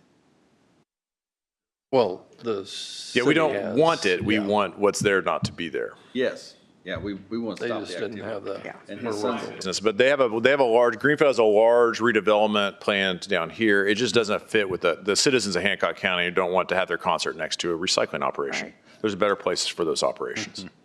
The economic activity is fine. It's the location of the economic activity we'd like to see somewhere else. And Gary's been willing to invest his time in pursuing it. You guys do pay me, but Pardon thank me? you. Can I, Hey, Gary, Yes, sir. could you also give us just an update on where the 200 West interchange project stands? NDOT is finishing their contract with the consultant, which is H&TB. They're asking me to assist with the project management of the project. I said I'm willing to do so informally. There's reasons for that. Mainly, as Scott would tell you, I'm a professional engineer. If I contribute formally to the project and something's wrong, I would incur liability to the county. It would probably go beyond what the air and emissions insurance coverage you have for me. So informally, I'm willing to participate, but they signed up to do the design and everything. So there's error with that. I want to lay with them. They're going to ask us to buy right-of-way earlier. I said there's a cost of capital. So we're better at buying right-of-way than they are. They realize that. Our team just works better at it, which I'm proud of. We're just faster. So they would love for us to handle some of the right-of-way acquisition. I said there's a political cost of that because we have to be the bad guy and acquire the right-of-way, which you guys find out when you do the trail and stuff is never popular. And there's also a capital cost. If we're paying money 2 years earlier of that $20 million, the buying power of that money is greater at that point. So I'm going to want my council to recoup some of that buying power back so that we're going to reduce that $20 million commitment if they want us to purchase the right-of-way earlier. So I'll have to come back to you if that comes to that. But that's currently where that's at. Their pre-con meeting should be or pre-design meeting should be in the spring, and then it should get busy designing. And the construction is still set in 2030, 2031. Great. Any questions on that? Thank you. no. So we have the most dangerous intersection in the United States right now, probably. 2 deaths in less than. Are we going to talk about an NDOT intersection? Yes, but we have 2 county roads that half that intersection is county. Talking about US 40 and 60. Yes, that would be an NDOT fully jurisdictional Right, intersection, but just so you know. how does it affect our county roads that feed each side? Because the people that are dying are coming off our county roads. They're going to build that project regardless of political pressure in about 2 years, And they're. is what I believe. They're changing, from my understanding, their idea of that intersection is U-turn. It'd be a squashed roundabout, J-turn, RCI, whatever they're calling it now. Michigan, Yeah, And left, whatever you want to call it. yeah, J-turns is what they call it. And we don't need to do anything to 6 East side. We don't have a say. I think the only problem we might have is that they might, drivers might use a different road more often, like 5 East or. I don't They understand why ran a study on that, and their traffic increased on the ones they did in other counties. I don't understand why they're still looking at those Michigan lefts or whatever they're called. The one that was in, was on a Marion Hamlin County line, they tore it out. Allisonville and 96. Allisonville and 96, yeah, that, it just wasn't working. So why are they presuming? It was working. They have an accident every other day now. They had 2 accidents a month before they removed it. So Well, it's a pain in the butt, I will tell you that. It's a complete, that changing of that J-turn to a roundabout factually was a complete disaster. how does a semi on our county road coming north on 600 East make a J-turn? I've been in them because they do this throughout the state. They take a right, they have a bulbous area, and they turn there and they go. So they look at one car from the left, and then they look at one from the right. Some of my truck drivers kind of use the J-turn now anyway, because if they can't turn left, they get impatient and cars back up all the way down the road on 6 East, and they'll take a right, go through the center cut and around. So they do the same thing as what they're doing now if they get really impatient. Again, it's not our dog. We just picked up $5.5 million from NDOT. We pick up around $20 million a year in grants from Indiana. I don't want to step on NDOT on this. No. They're not doing it haphazardly. This is not a Christmas project for I them. was thinking there's going to have to be turn lanes on our county roads. No. They're not increasing the size of the. The throats? Yeah. There might be marginal increases to the curb radiuses possibly. I haven't seen the design. It'll work. People won't die anymore. Now, the downside is that some people, if they struggle with, the common complaint is tractor trailer traffic. If you're in a passenger car, you got no dog in this fight. It'll be fine for you. It'll save you time because you're not gonna be waiting for 5 minutes, 10 minutes as a tractor trailer can't get to a left turn. The tractor trailer is gonna force you to go right and get out of your way. And if you're in a passenger car, you don't have a dog in this fight. If you're a grain hauler or something, you have a slight dog in this fight because now you're gonna be forced to make 3 maneuvers instead of 1. But it's new, but roundabouts are new 20 years ago.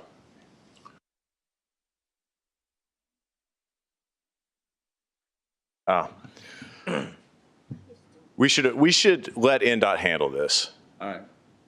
We don't want to be involved in any of the stuff going on out there. It's not our intersection. Yeah. Any other questions?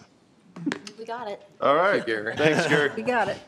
We get it. We get it. All right, next up on the agenda, 10:15, update abatement application. Mary No was going to lead it. Yes, myself, Robin, Gary Poole, and Bill Spalding have put together a committee to review and update the abatement application. It has not been updated since 2022. We have been meeting, we've only had one meeting, and we're supposed to meet again today after this meeting, but Bill can't be here, so we may wait and all be together next month. But the reason I wanted the county council involved here, and Robin can speak to it as well, is we want to add a paragraph that talks about when the abatement will expire. And we kind of mentioned it when Randy was sitting here about, we gave them a 7-year run on that abatement, and then they'd have to reapply. And I don't need an answer today, but put some thoughts together on how the council would like to see that go. Do you want it to be, they have to pull their permit by a certain date? Do you want it has to be started by a certain date? Do they have to have their occupancy by a certain date? We can put all of those requirements in that abatement if we choose to. So thinking ahead about what would be appropriate for the council to put in there, because we've never had anything in the current abatement. We just kind of added it to the resolution. But this way, going in, we can fill it in, and we could even put it as a fill in the blank thing if we wanted to, and address it individually by whoever the company might be. I don't know if that's the right thing to do or not, but that's kind of where we are. Right. On what the council's discussion part of it. Right now, all we've done is kind of clean up the verbiage, that things make it a little clearer. And Gary was really, wherever Gary went, Gary was really good about reviewing it and making suggestions, and we've made those changes already. Yes. And we're just looking to move forwards to get this pushed out when we can. So right now it's 7 years. Well, that's I thought we did 5 and then we did 7, so I wasn't sure what we did. It'd be interesting if Nicole could maybe put together something that shows us who we've put those requirements on, because not everybody has those requirements. Right. We kind of just started doing it. And then sometimes the EDA has even tighter rules, or did. I don't know if we'll do EDAs in the future. Yes. But Yeah, so we need It's some just think uniform. about abatements and think about, and I can email everyone a copy of what we've got currently going on and give you time to read it and make suggestions, because it's a council document, and we're just trying to update it. That's all we're doing. Right? Yes, we need Could it you to be more specific. write something up so we could look at it? And the EDA currently in the system is not really, I don't think, part of the abatement, is it? Right, we took that paragraph out of the abatement. Okay, because it's obsolete, right? Yes. Now, there may be some agreements that we want to make, correct, with a particular company that we give an abatement to, and we may want to say, oh, and we want you to build a road or something. Yes, and there is a part in there that says, are you asking for any special consideration above the abatement, which is what they want, but there's not a line in there right now that says, and in addition to, we will request. So that's something we could put in there. Right, something like that. Yeah. Yeah, we want it to be a lot more specific. Yeah, I'll email than it is. everybody what we've got so far, and then you guys can play around with it, and we'll talk about it again. That's okay. Okay, so I guess have the committee report next month or the month after. Yep. Okay. All right, we're ready to move on to the 10:30 agenda item 2025 annual report. Dede Allender is here. If she can come up.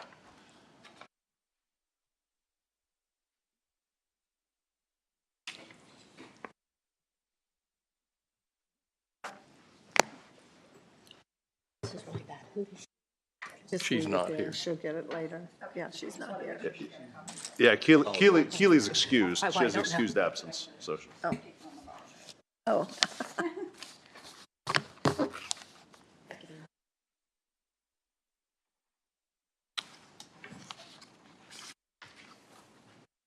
Who's our appointee to this? It's no longer me, it's now Robin Louder. It's you again? It's me again. You just can't get away from it. I can't, I love it. She loves solid waste. I do love it. She loves it. Hey, if She you- told me it takes her longer I'll to let get you ride in ready the truck. than the meeting You really lasts. I'll let her ride in the truck. She really loves it. You can learn all about it. That's what you call a hard pass. Dede does different things than what you do. All right, Well, I Dede, wanna Dede, you can go. You can Okay, start. so I'm Dede Allender, and I am with Recycle Hancock County, which is otherwise known as the Hancock County Solid Waste District.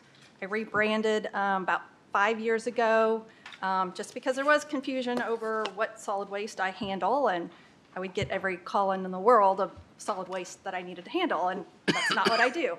So I rebranded to Recycle Hancock County to kind of help clarify, that my focus is on recycling. So I'm going to go through my annual report first, which is in that green booklet.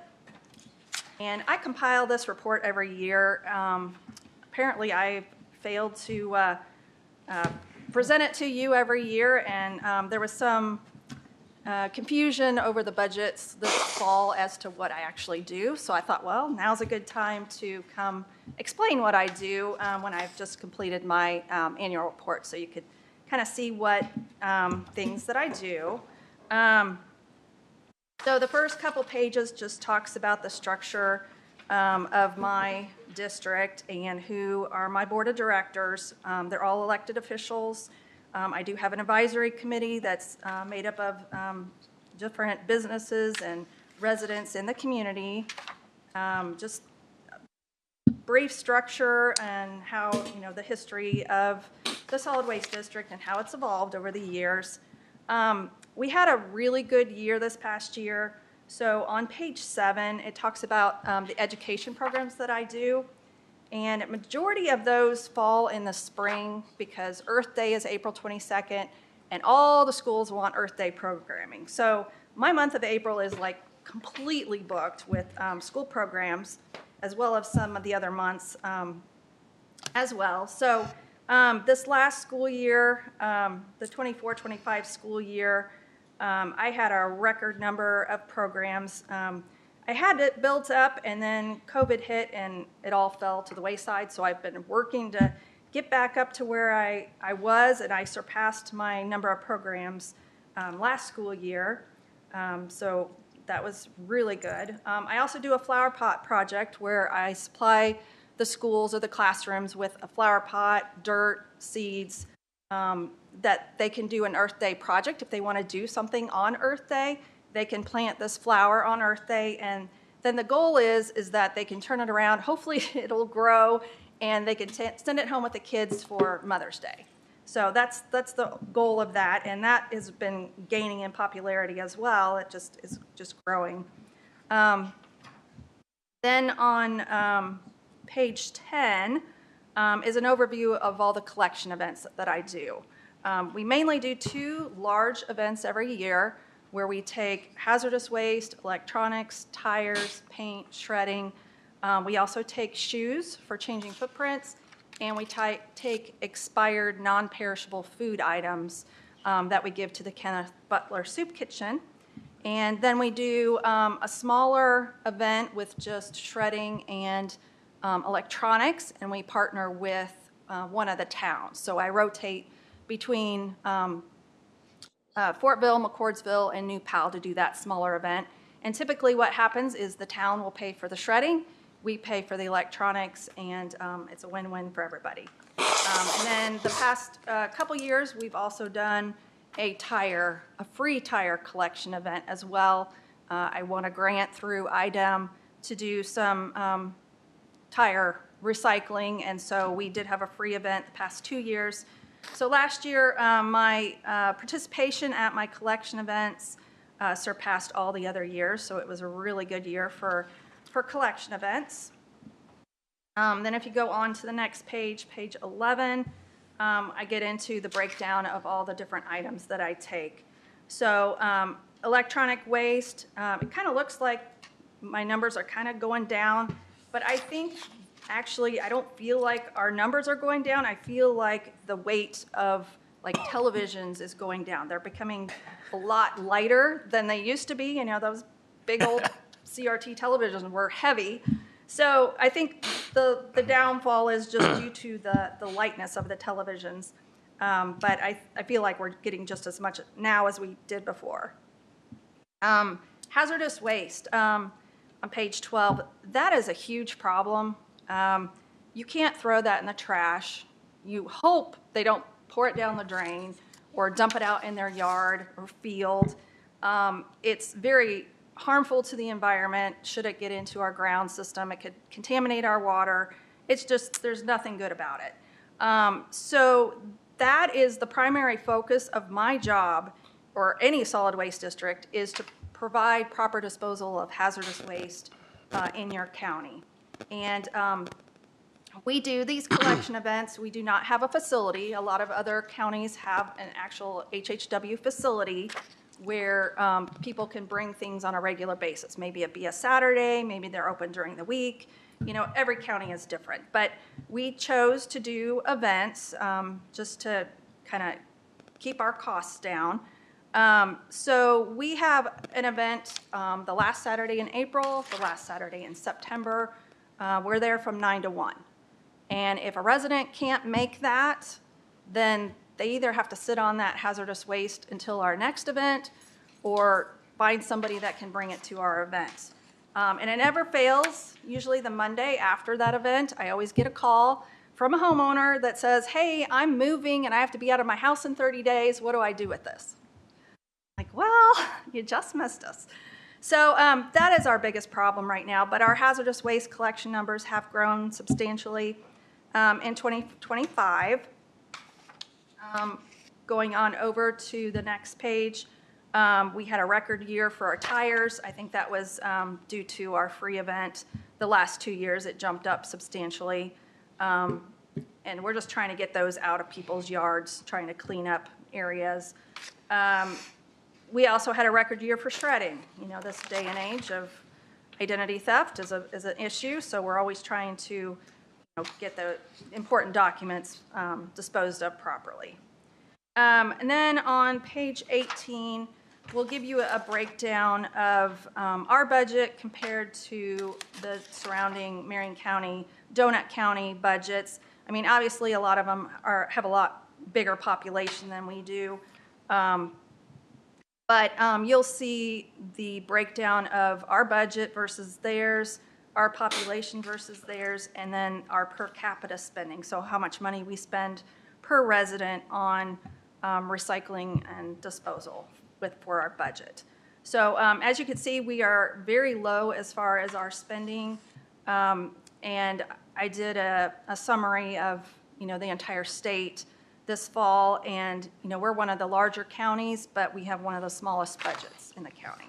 So I just want to bring that to your attention. Not that I'm asking for more money, I just want to let you know where we're at.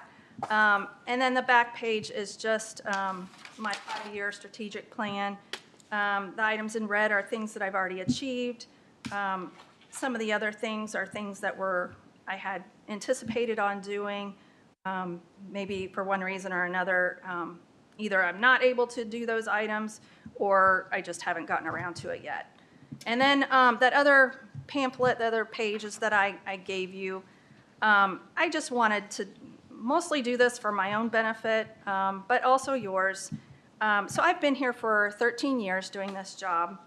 9 years I was contracted through CGS Services, and the last 4 years, I've been contracted personally as an independent contractor.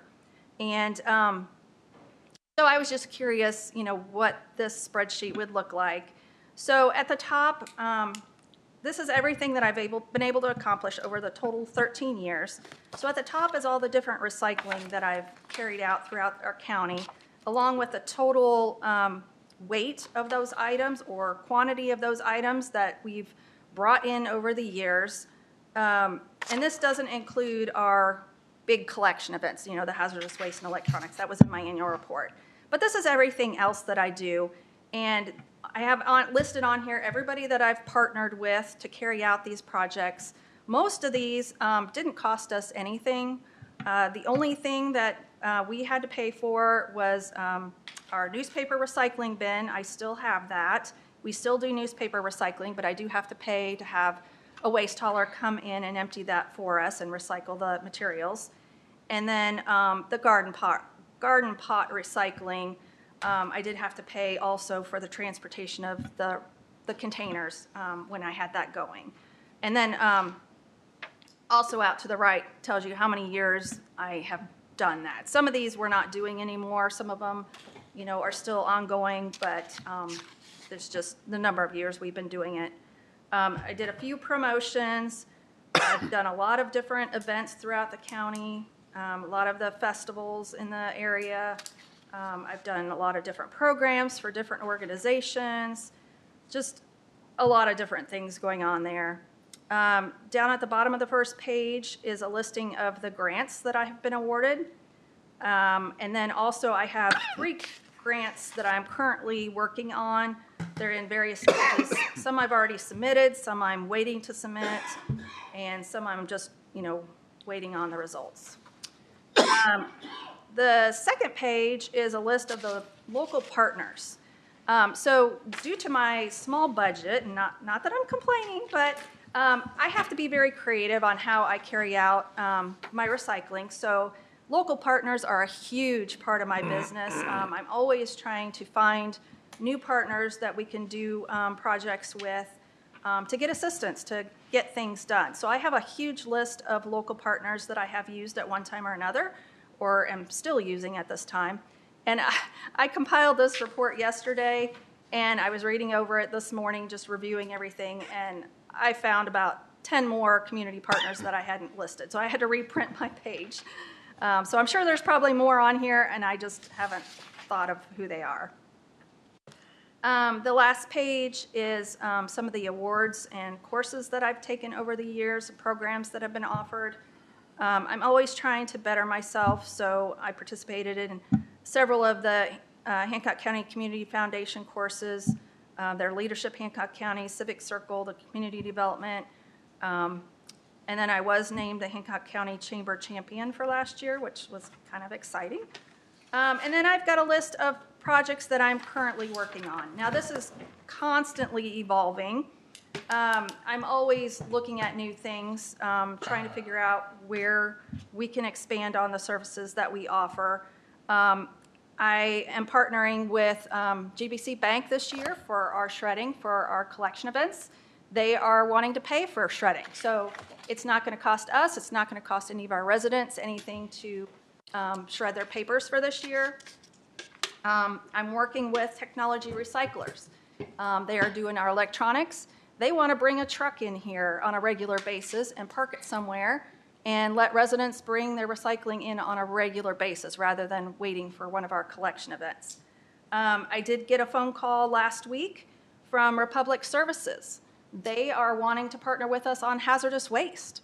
I have a meeting with them scheduled next week to figure out what that's going to look like. But, you know, hazardous waste is extremely expensive to dispose of, and that's why we only do 2 events. So I'm really excited about, you know, that opportunity that's coming.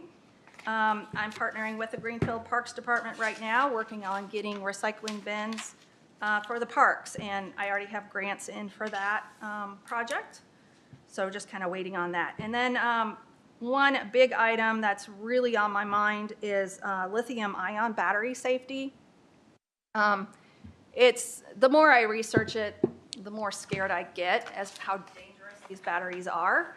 And so I've been in contact with the schools, you know, trying to warn them, say, hey, don't just throw those confiscated vapes in a desk drawer. You need to put them in a bucket with sand to keep them from, you know, catching fire. I've been working with the fire departments as well, you know, trying to get information out to residents and to them as well on, you know, just proper handling of those batteries. And then trying to figure out, you know, how do you dispose properly of these disposable vapes? You know, the electronics recyclers don't want it because, you know, some of them contain liquids, you know, who knows what kind of liquid they're vaping. You know, they don't want those liquids. And then you know, other people don't want the electronics that are in it. So it's really difficult when you have multiple different components that make up an item. It's trying to figure out how to properly, you know, dispose of those things. Solar panel recycling is something else I've dealt with. And I want to tackle Hancock Regional Hospital on their recycling. Prior to COVID, they had all dishes and silverware. And the last few times I've been there, it's been styrofoam containers and plastic utensils. So I've got a lot of work ahead of me, but I just wanted to let you know some of the things that I've accomplished, some of the things I'm working on, and just kind of give you an idea of what I do. So thank you for your time. Did anybody have any questions? Yeah, is there any, she's presented her 2025 annual report. Is there any questions for her? I got a couple questions. As far as the government goes, is there any idea sought after? I know you said, I'm assuming Shelby County has a full-time hazardous waste disposal site? They do. Okay. Do they charge their residents when they go in there to dump anything? So I would ask the commissioners to entertain like a memorandum of understanding or something to work with Shelby County, that if you got a call from a resident that had hazardous waste and we didn't have a day coming up, that they could go to the Shelby County site and either pay to dump their material, but be allowed to dump material on that site. I take grease from Greenfield to Shelby County. So I know that it's not site specific to the county lines. So we could, the commissioners could work on an agreement with Shelby County They should work with us because the majority of the money they get for their hazardous waste site comes from Hancock County, or a lot of it. Well, And I so- have approached them about that because I have been trying to figure out a Right. solution for this for 13 years because it is a problem. And I have talked to them about it. None of the surrounding counties are interested in partnering with us because it is so expensive. You know, just to give you an idea, when we have a hazardous waste disposal event, we charge our residents $5 a carload for whatever chemicals they want to dispose of.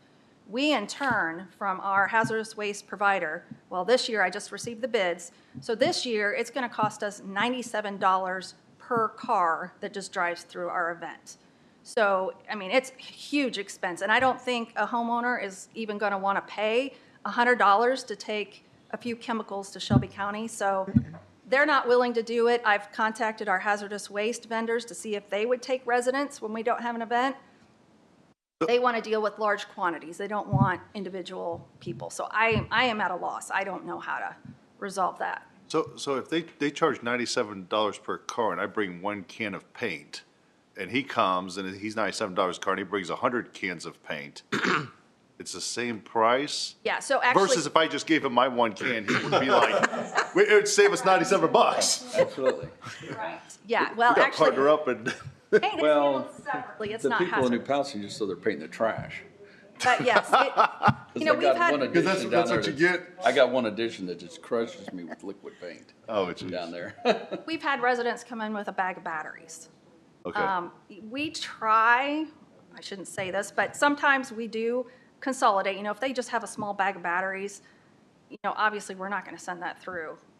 But, you know, we try to convince people to work with their neighbors to bring items, but I don't think our hazardous waste vendor would be very happy if I told everybody to, hey, partner up, you know, because they're wanting the money as well. So, yeah, we encourage them to work together, but, you know, we can only do what we can. Something we probably need to take a look at some The point. other thing that, the lithium batteries, okay, as far as I know, I've never had a fire because of a lithium battery that's that big, or a vape, or something like that, okay? But what I have had fires, and I have them every year, and quite frequently, is batteries out of campers. Because there are lithium batteries, they're long, elongated batteries about this, like, if you think of a camper that you buy over here at Camping World, and you drive it down the road, and you've got it set in your driveway for 10 years or whatever, and then you want to, the batteries go out that are in there that do the lights and all that kind of, it doesn't look like a regular battery. It's long and more like a box.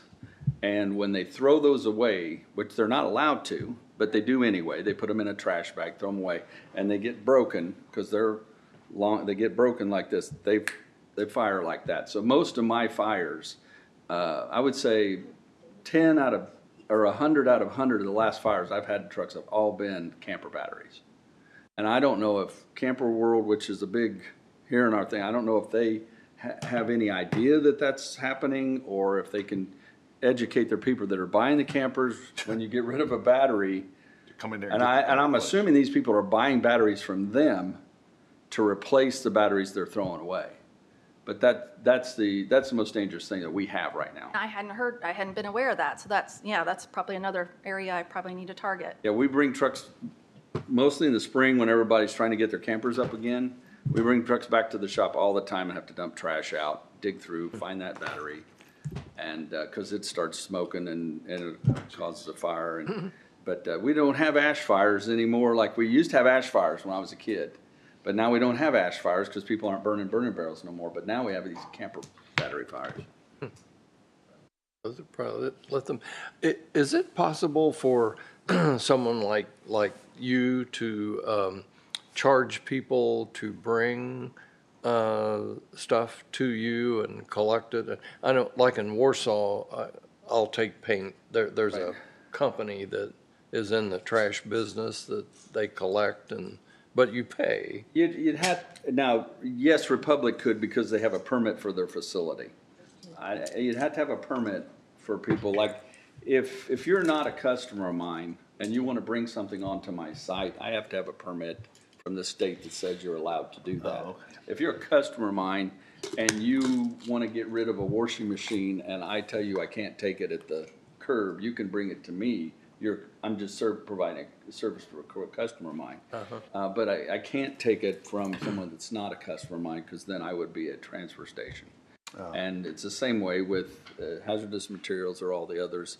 But now Republic has, which I built, a transfer station that's permitted by the state. Yes, they could take materials there. And they have taken recycled materials and stuff. I don't know if there's a glass program with Egg. Oh, yeah, that's something I didn't even mention. is Yeah, still we still have a ongoing. glass recycling program. We're partnering with Knopf Insulation out of Shelbyville. They want the glass to turn back into insulation. So that was a great program. They give us compensation for every ton of glass that we send to them. They cut me a check. So yeah, it's another great partnership. Yeah, that has an end product. That's tough. It's very tough to get the end product for what we're recycling. And glass has a specific end product, so that was a great win. You could be on the solid waste. You'd be a No, great one. I- But you drive. I've always They thought have that solids. too. Well, Crazy. because I am He so would. because I am so integrated. I was on it for a while, but I'm so integrated with the bad parts of recycling. I fight recycling every day, and I'm not fighting hazardous waste. I'm not fighting recycling food. I'm not fighting recycling pots, and the shoe recycling ends up to me anyway. You know, we throw away thousands of shoes that they can't use. But I'm not fighting any of that stuff. But I have a personal disbelief in the plastic recycling, because I've seen where it goes. And I have to do, I'm a party to that. We have recycling for curbside recycling in Greenfield, and I know my plastics go in the ocean, okay? But I can't stop it. And so part of the recycling I don't agree with. Nothing's a perfect world. Recycling isn't a perfect scenario. But all the other things that she's handling, I don't have a time or a life to even work on. And hazardous waste, and they keep creating more hazardous waste by listing more and more items. You can't take a TV, you can't take a computer monitor, you can't take this, you can't take that, you can't take this, you can't take that. So over the last 10 years, all these things have been created, but the government hasn't come in and said, okay, you can't do this, but there's no money, you just have to not do it. It's unfunded mandates. Well, some people had said, well, what does she do? And I think you can see she does a lot. If not, these things would end up along the side of the road, in the ditches. When I was a kid, you saw mattresses, tires, and there's still some things that Gary has to pick up. We have to have an outlet for liquids, for paint. Paint in its liquid form is hazardous, okay? Yes, So we yes. have to have outlets Yes. for that stuff, and that's number one, in my opinion, on the list of anything we'd ever do. Well, I is think outlets people for these have hazards. questioned if we need this. We definitely do. It's very important. And I've been what she pushing does. Dede the recycling comes in three things. It's reduce, reuse, and recycle, okay? I've been pushing Dede that when she's teaching the children stuff, how to reduce. Okay, reduction is as big a part as actually using what's left at the end. Because if we can reduce, but what we're having to throw away, that's as big of an issue than actually then trying to find something to do with what we're throwing away that doesn't cause more environmental impact. Yeah. Thank you. Thanks, Dede. Thank you for all you do. Are you saying today you'll take paint? No, I don't take paint. He's a customer of They yours. put it in there, and then Dry it out. Then You have to dry it Mr. out. Poole from the street department in New Palestine calls me, says you spread paint down the road today in the Okay. subdivision, and then we have to send. You don't Yeah, he has to clean it up. people I just throwing- paint my trash can. That's All right, so it looks like I do have a request here. Maybe we can do it at the end of the meeting for a public, there's a couple of people want to do a public comment that the auditor gave me, but let's go on the action items. Number one, budget meeting update. Well, first, could I go to the $500,000 of The food and beverage. 4-H? Yeah. I saw that, and that $500,000 was originally supposed to be part of the 2025 GO bond, but it was not paid out of that bond for a lot of reasons, but it wasn't. So that GO bond needs to be, that we reimburse food and beverage for, will be the 26 GO bond. Currently, we do not have that $500,000 in that GO bond. We do have 1.75 million for the 4-H people, the Ag Association, in that 26 GO bond. So we need to add that $500,000 to that 26 GO bond, unless we want to reduce what we're giving to the 4-H people. So that would make in the 26 GO bond, it would make it 2.250 million for the fairgrounds. That's a reimbursement. Pardon me? As a reimbursement? Yes. Adding it to the bond to reimburse. Yeah. It was also, that would mean we would have to take the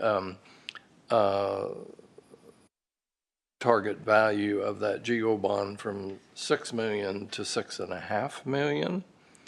In addition to that, FSG, and I was talking to them about whether we could do that or not, and they said, yeah, we can go up to about 6.9 million in that 26 GO bond.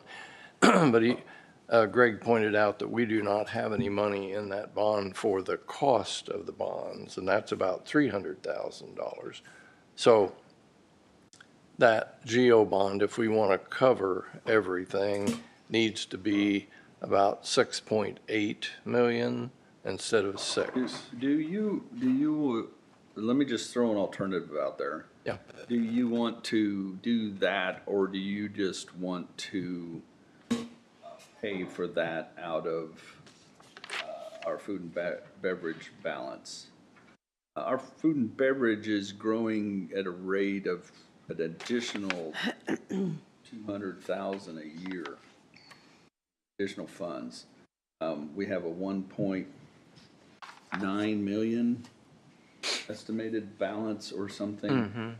I'm just throwing that out there rather than borrowing over the next 6 years, 7 years, or whatever, that money, rather than just paying for it out of that. It just, I know we protect food and beverage, but it's huge, it's getting bigger, and it's continuing to get bigger, and I'm a major contributor. Thank you. Eat out a lot. I ate out at It took me a second to Grigsby's get last that. night, and Well, it's expensive. And then the Grigsby's isn't cheap, but the salmon was magnificent. So, but you know what I'm saying. And it's only going to get that's one tax because they've doubled the amount of a cheeseburger at McDonald's. You know what I mean? McDonald's is expensive. Go to Culver's and 2 kids meals is $20, and that tax is going at the same time. I think that's a good point. Yeah, that's true. But that's that I don't care. You know, if everybody wants to do it out of the bond, or if everybody wants to take it from that, it doesn't matter. I think as long as to me, if the bond rate is cheaper than what we're getting from money in our reserves in interest, then that makes sense. Okay, Otherwise, makes if it doesn't, then no, it doesn't make sense. No, that's why I that's mentioned probably it, because I true. didn't think of all the avenues of it. Budget meeting.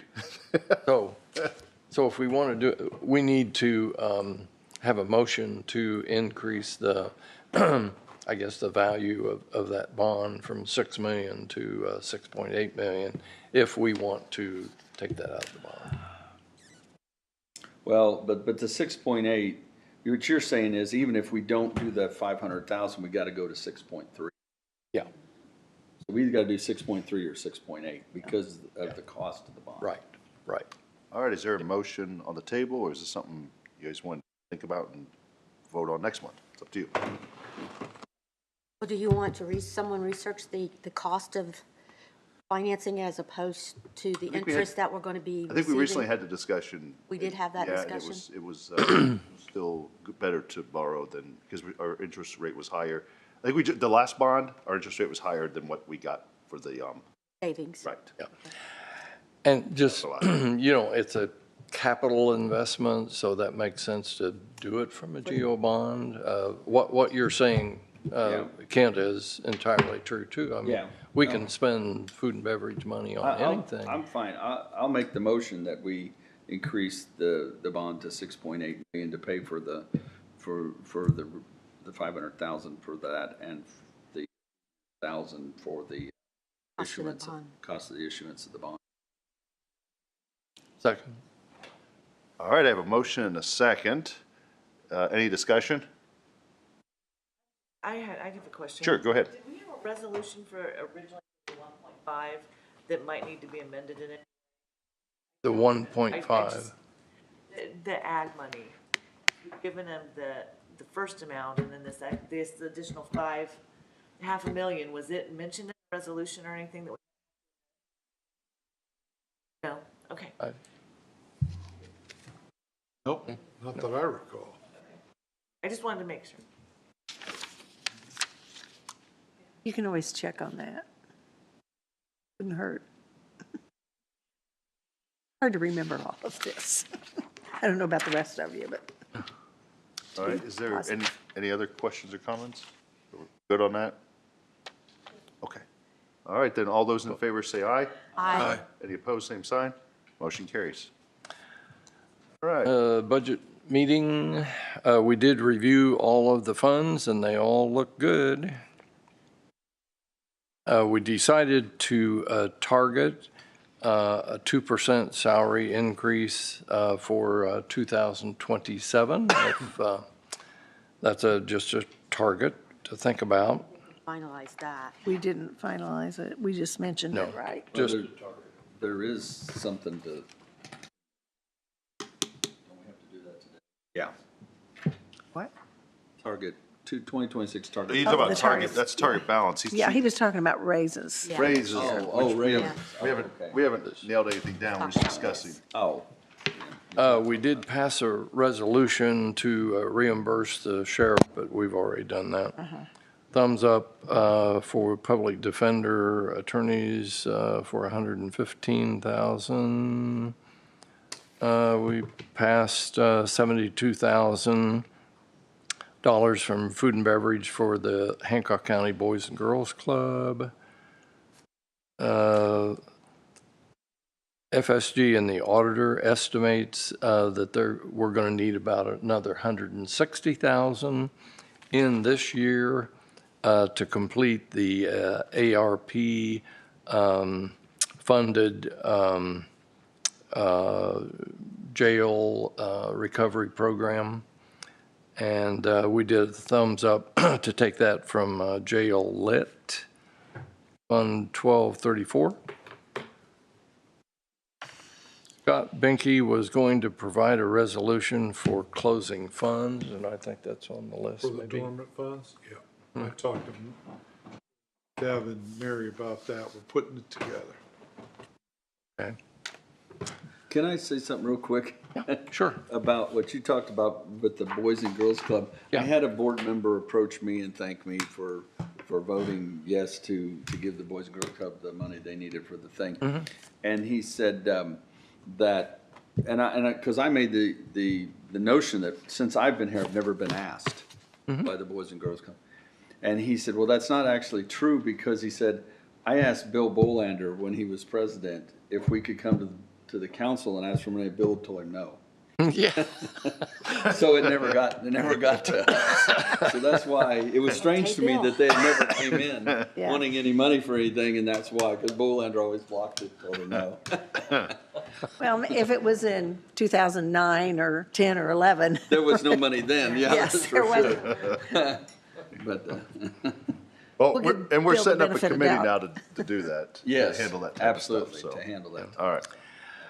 And we did make a commitment to fund in 2027 the current recovery staff at an estimated cost in 2027 of $316,238.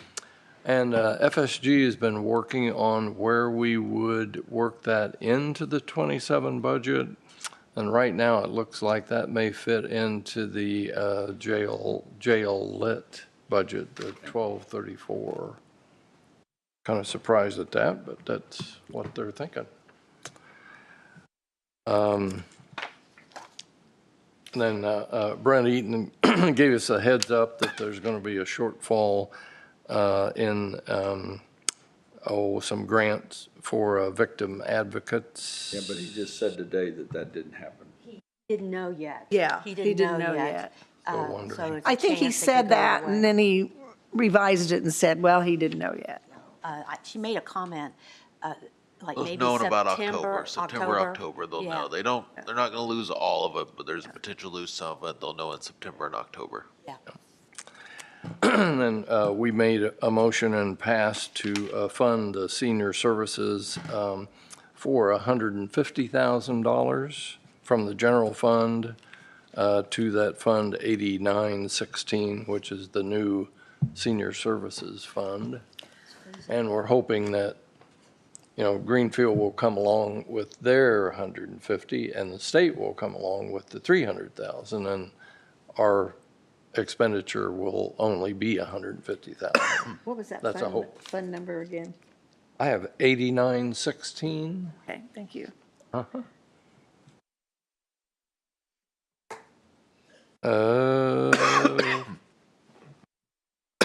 We signed a Greenfield animal control agreement for 2026.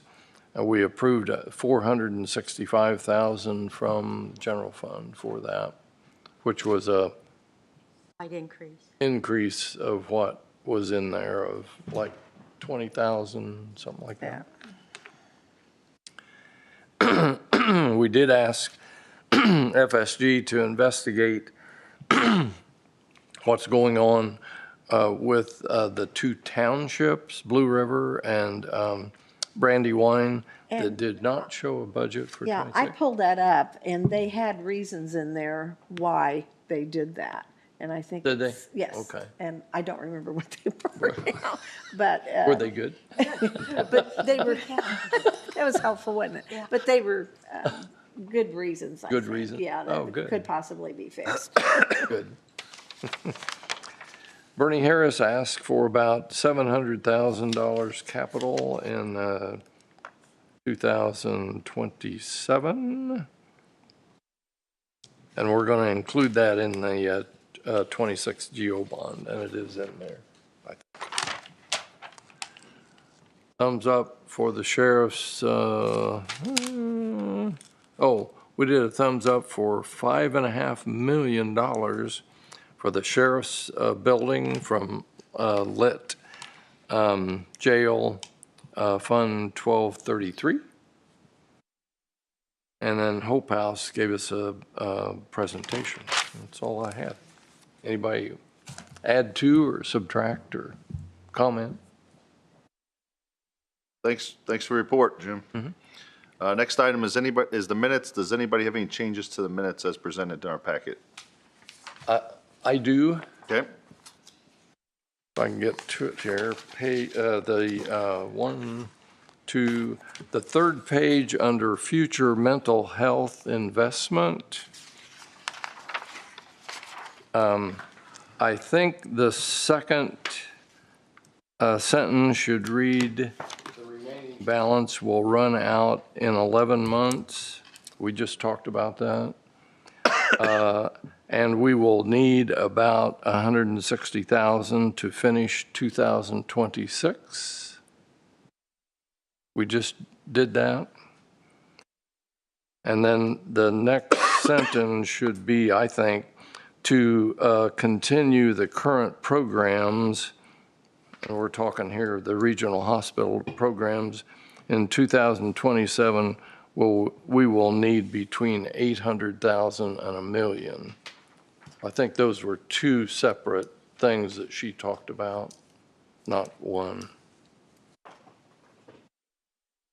Does the auditor have those changes? Okay. Then if there's no other changes, then I can I'll take make a a motion. motion to approve the January 14th minutes as presented, noting the changes, the mental health investment paragraph. I'll second. All right, I have a motion and a second. All those in favor say aye. Aye. Any opposed, same sign. Motion carries. All right, next is auditor business, and there should be a packet, there should be papers in your packet, and I'll turn that over to our auditor. Okay, so, our salary amendment. Audit this year after our first couple checks, and it's out. We had some, you are familiar with the salary amendment for the behavioral health court. You guys allowed him to employee that he wanted to have. Do we have an ordinance?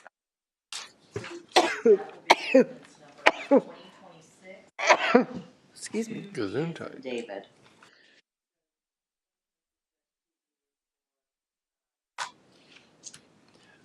I'm sorry, I lost my, oh, sorry. It's for the behavioral health court, behavioral health court, sorry. I'll let you guys take it from Will you there. entertain a motion? I'll entertain a motion on that, yes. I'll make a motion to allow ordinance -2-D salary ordinance change for the behavior. I'll second it. All right, I have a motion and a second to approve ordinance number 2026-2D as presented. Any discussion? All those in favor say aye. Aye. Any opposed, same sign. Motion carries. Next on your item list. Okay, so then we have 2026-2E, sorry, had to go through the ABCs.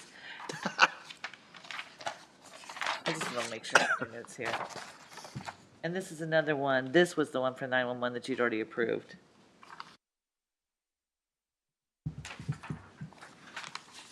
Any questions? The ordinance number? So it was 2026-2D.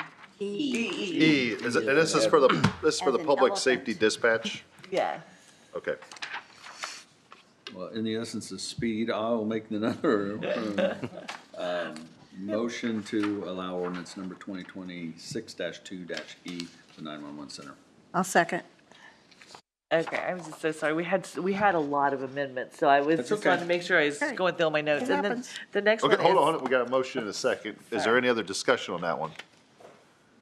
Okay, not hearing any. All those in favor of ordinance 2026-2E to be approved, say aye. Aye. All those in favor, say aye.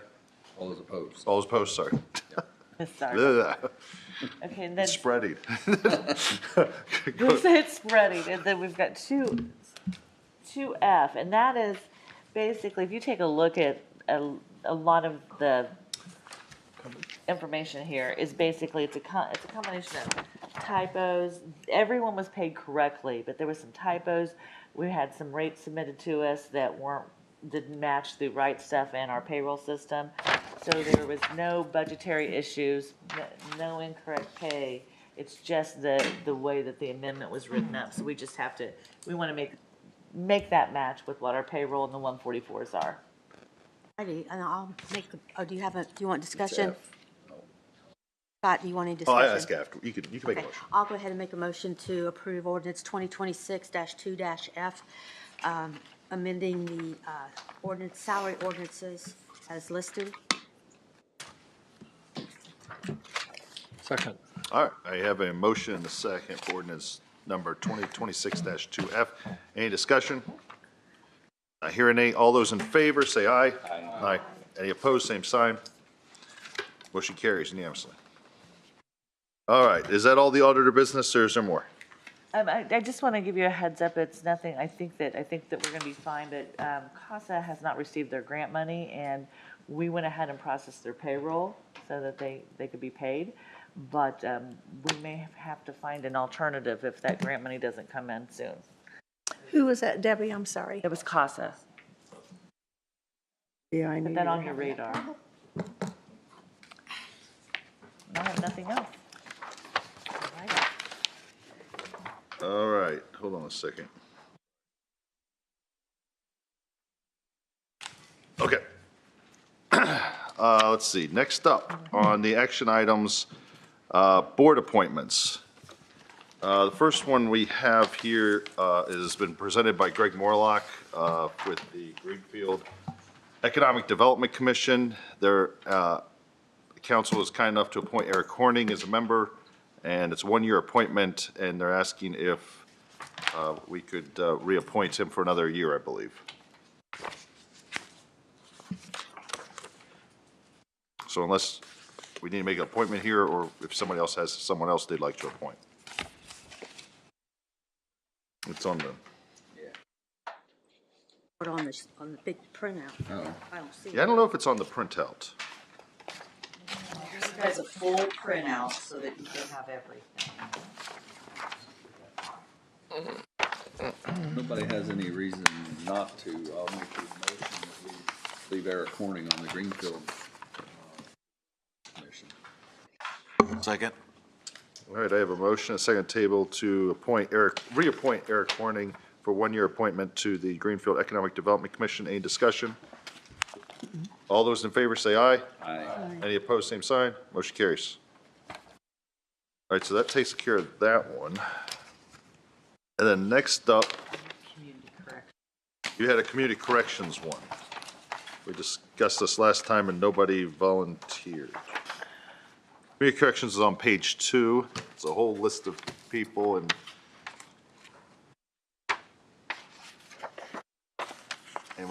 and it used to be Tammy Settergren, and now it's a one-year term. Did Keely show an interest in it? Excuse me. I mean, this is kind of her bailiwick, isn't it? She likes the judicial and the sheriff. I mean, this is going to be. I think this would be an interesting board to be on because Probably ought to be Scott or Keely, one of the two.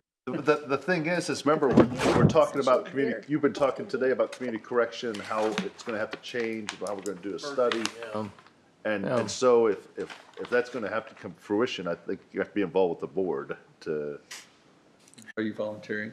I'd say I was volunteering. I mean, it's your bailiwick too. You spend more time in the judicial system. Now, see, somebody mentioned me, and I said, I'm just not familiar with all of that. I don't think it should be. I'll nominate Scott. I'll second that nomination. All in favor? No, wait, you're not the president, so maybe this is the time where the president takes control. I'll deepen my voice and they'll think it's you. It says, oh, wait, we're not going to talk about this. I'll move the nominations be closed. I can sneak that in. I feel like I'm being railroaded now. Clark just said he called for the vote. Call for the question. Is that what you say? All right. All those in favor of this motion? Railroad. Yeah. Please say aye. Aye. All those opposed, say aye. Aye. Motion carries. All righty. 1, 2. All right, is there any others? We're waiting on a couple signature pages, sorry. Oh, yeah, they're stuck at me because I'm working. Okay. Yep, I don't believe there's any more when I glanced through it. All right, I'll tell you, I was at the library last night for the board meeting. We will have one in May that's due, our appointment there for the main library, Hancock County Library is due in May, I believe. And they'll also be presenting in April. So I believe they'll come then. Okay. So we may do that in April, I just want to let you know. All right. And otherwise, if there's no others, we're ready to move on. 2026 Target Fund Balance Resolution. Didn't we agree that we were not going to increase it? We were going to leave it like it was? Yeah. I'll move that we accept the target balances the way they're written. I'll second it. All right, I have a motion and a second to leave it as is, it sounds like. Do we need a resolution number or anything on that? We do. It's 2026-2-10. All right, so it's resolution 2026-2-10 to leave it as presented to us. Any discussion? All those in favor say aye. Aye. Any opposed, same sign. Motion carries. Next up on action items, resolution of dormant funds. We just discussed that in Jim's budget meeting. Right. We have a bunch of funds that they're not doing it. Need to clean it up. Okay, and then, All transfer to the, will all transfer to the general fund? and then, Madam Auditor, you said somebody in the public would like to speak? Yes, I think Brandon would. Okay, please come forward, Brandon.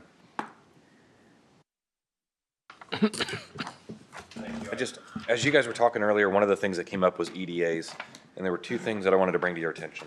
The first is that for Buck Creek Township, our 3% tax rate, which is going to be our commercial industrial, for 2026 is $807 million. The TIF EDA for Buck Creek Township is $762 million.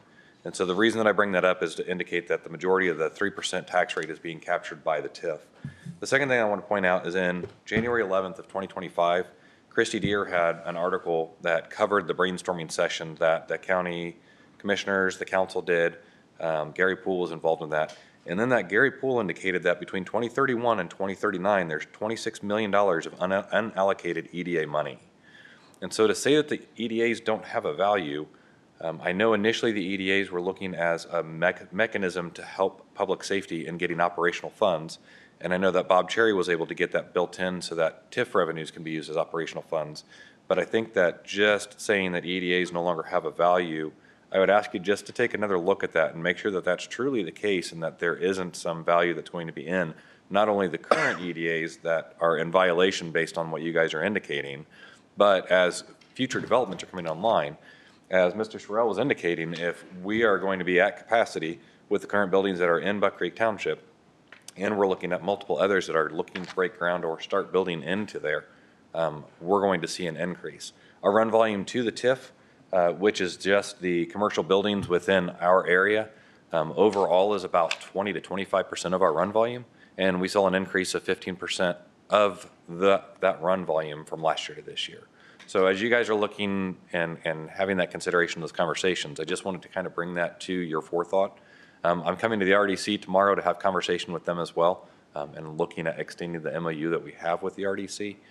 So I'm having all those conversations across the board, but as you're talking EDAs, I think there may still be a value there. I don't have the full insight on it, but we just asked that. Have you spoke with the commissioners about future EDAs or if they were going to continue with EDAs? I have not. It was honestly, as you guys were talking about that this morning, that was kind of the first ping on my radar to think about. And as I started digging into some research with just quickly, found that article, and that's why I wanted to kind of bring that. So we've already had the EDA issue happen to us once this year. If you know more about it, or if you've looked into it, I don't know how much control over the EDA monies we have other than it being spent or not being spent. I think the commissioners control who gets the money, not the council. But now that, because we've already had that issue once this year. So if, even though I may agree, yes, you deserve some of the EDA money, it may not, the commissioners may not. And I either have to block them from spending any of it, or if they have control of what it's spent on.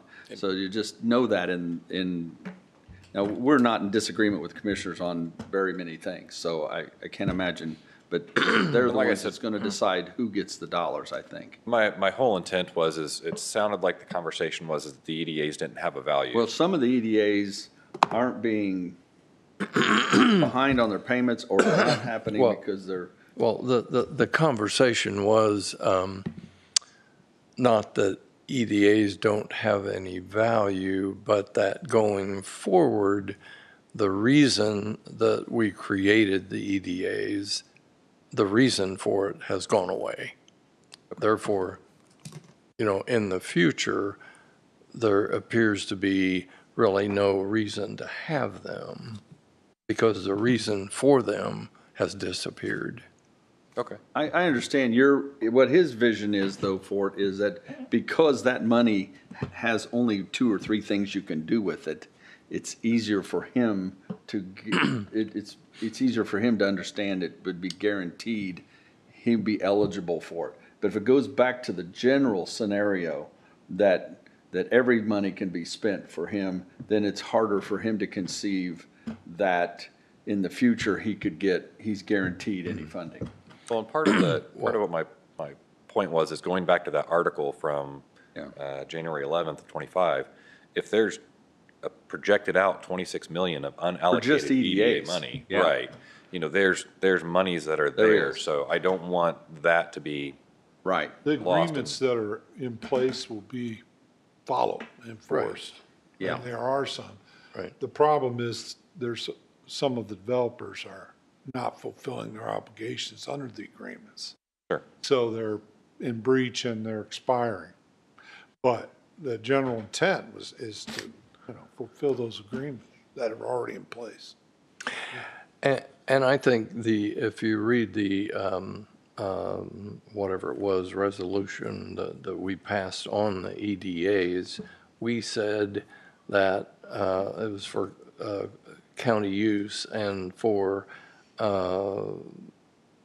public safety and/or anything else. So I think EDA money actually can be spent on anything.